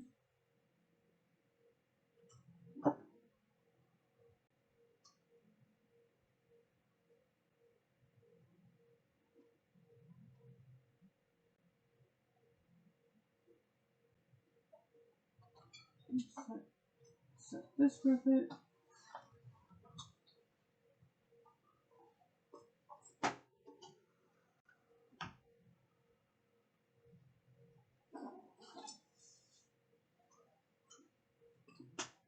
Okay, and we have 1 more strap.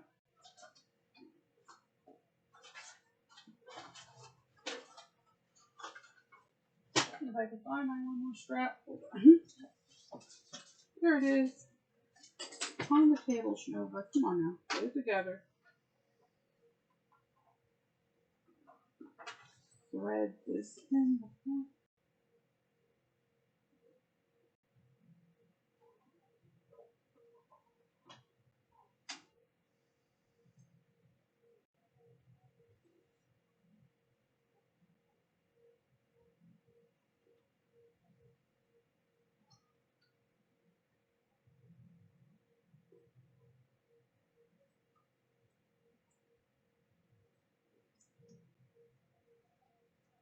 Alright.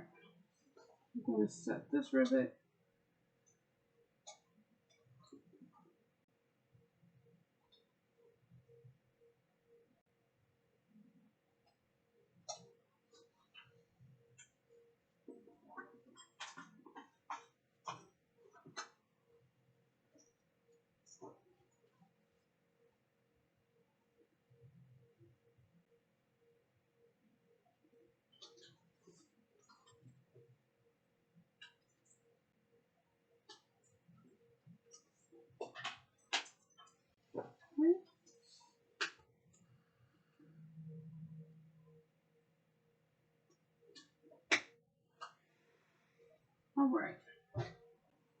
put this on the ground. Oh, this is so heavy.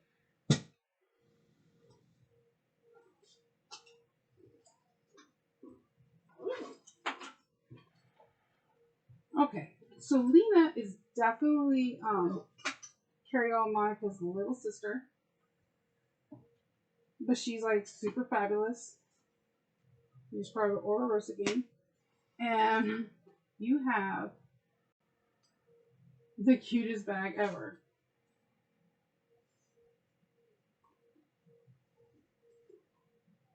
You can now open it.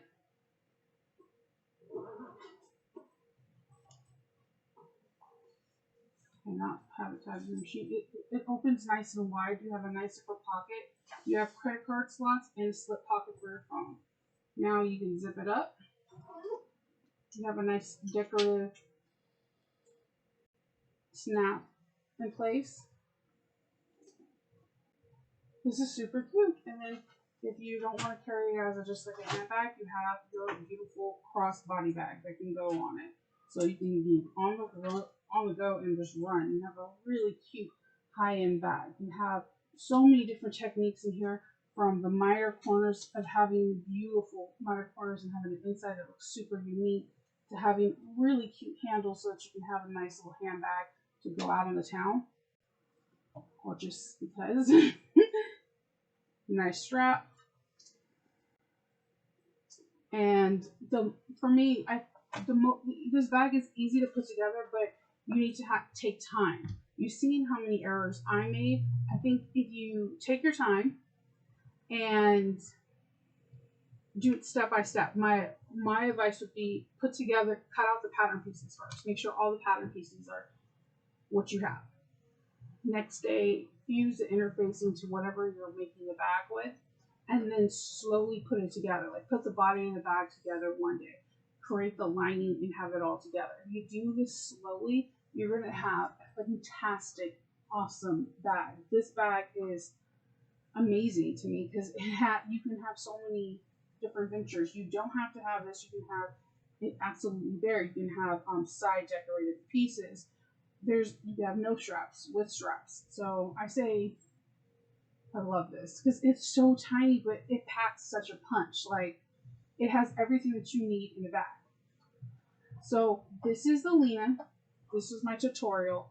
If you have any questions at all, like, hey, can you show me how to do the zipper again, or whatever you feel fit, just leave a comment and I will definitely respond. If someone knows a better hole puncher, please leave a comment. And this is it. I really appreciate you spending this time with me. I know this was a long time and effort. And thank you for being here on my channel. And if you can like, subscribe, hit the notification button, and make a comment, it will make the biggest difference in the world. You can share it, it will be even better. So until the next time we meet, I will talk to you later. Stay safe and stay beautiful. Bye.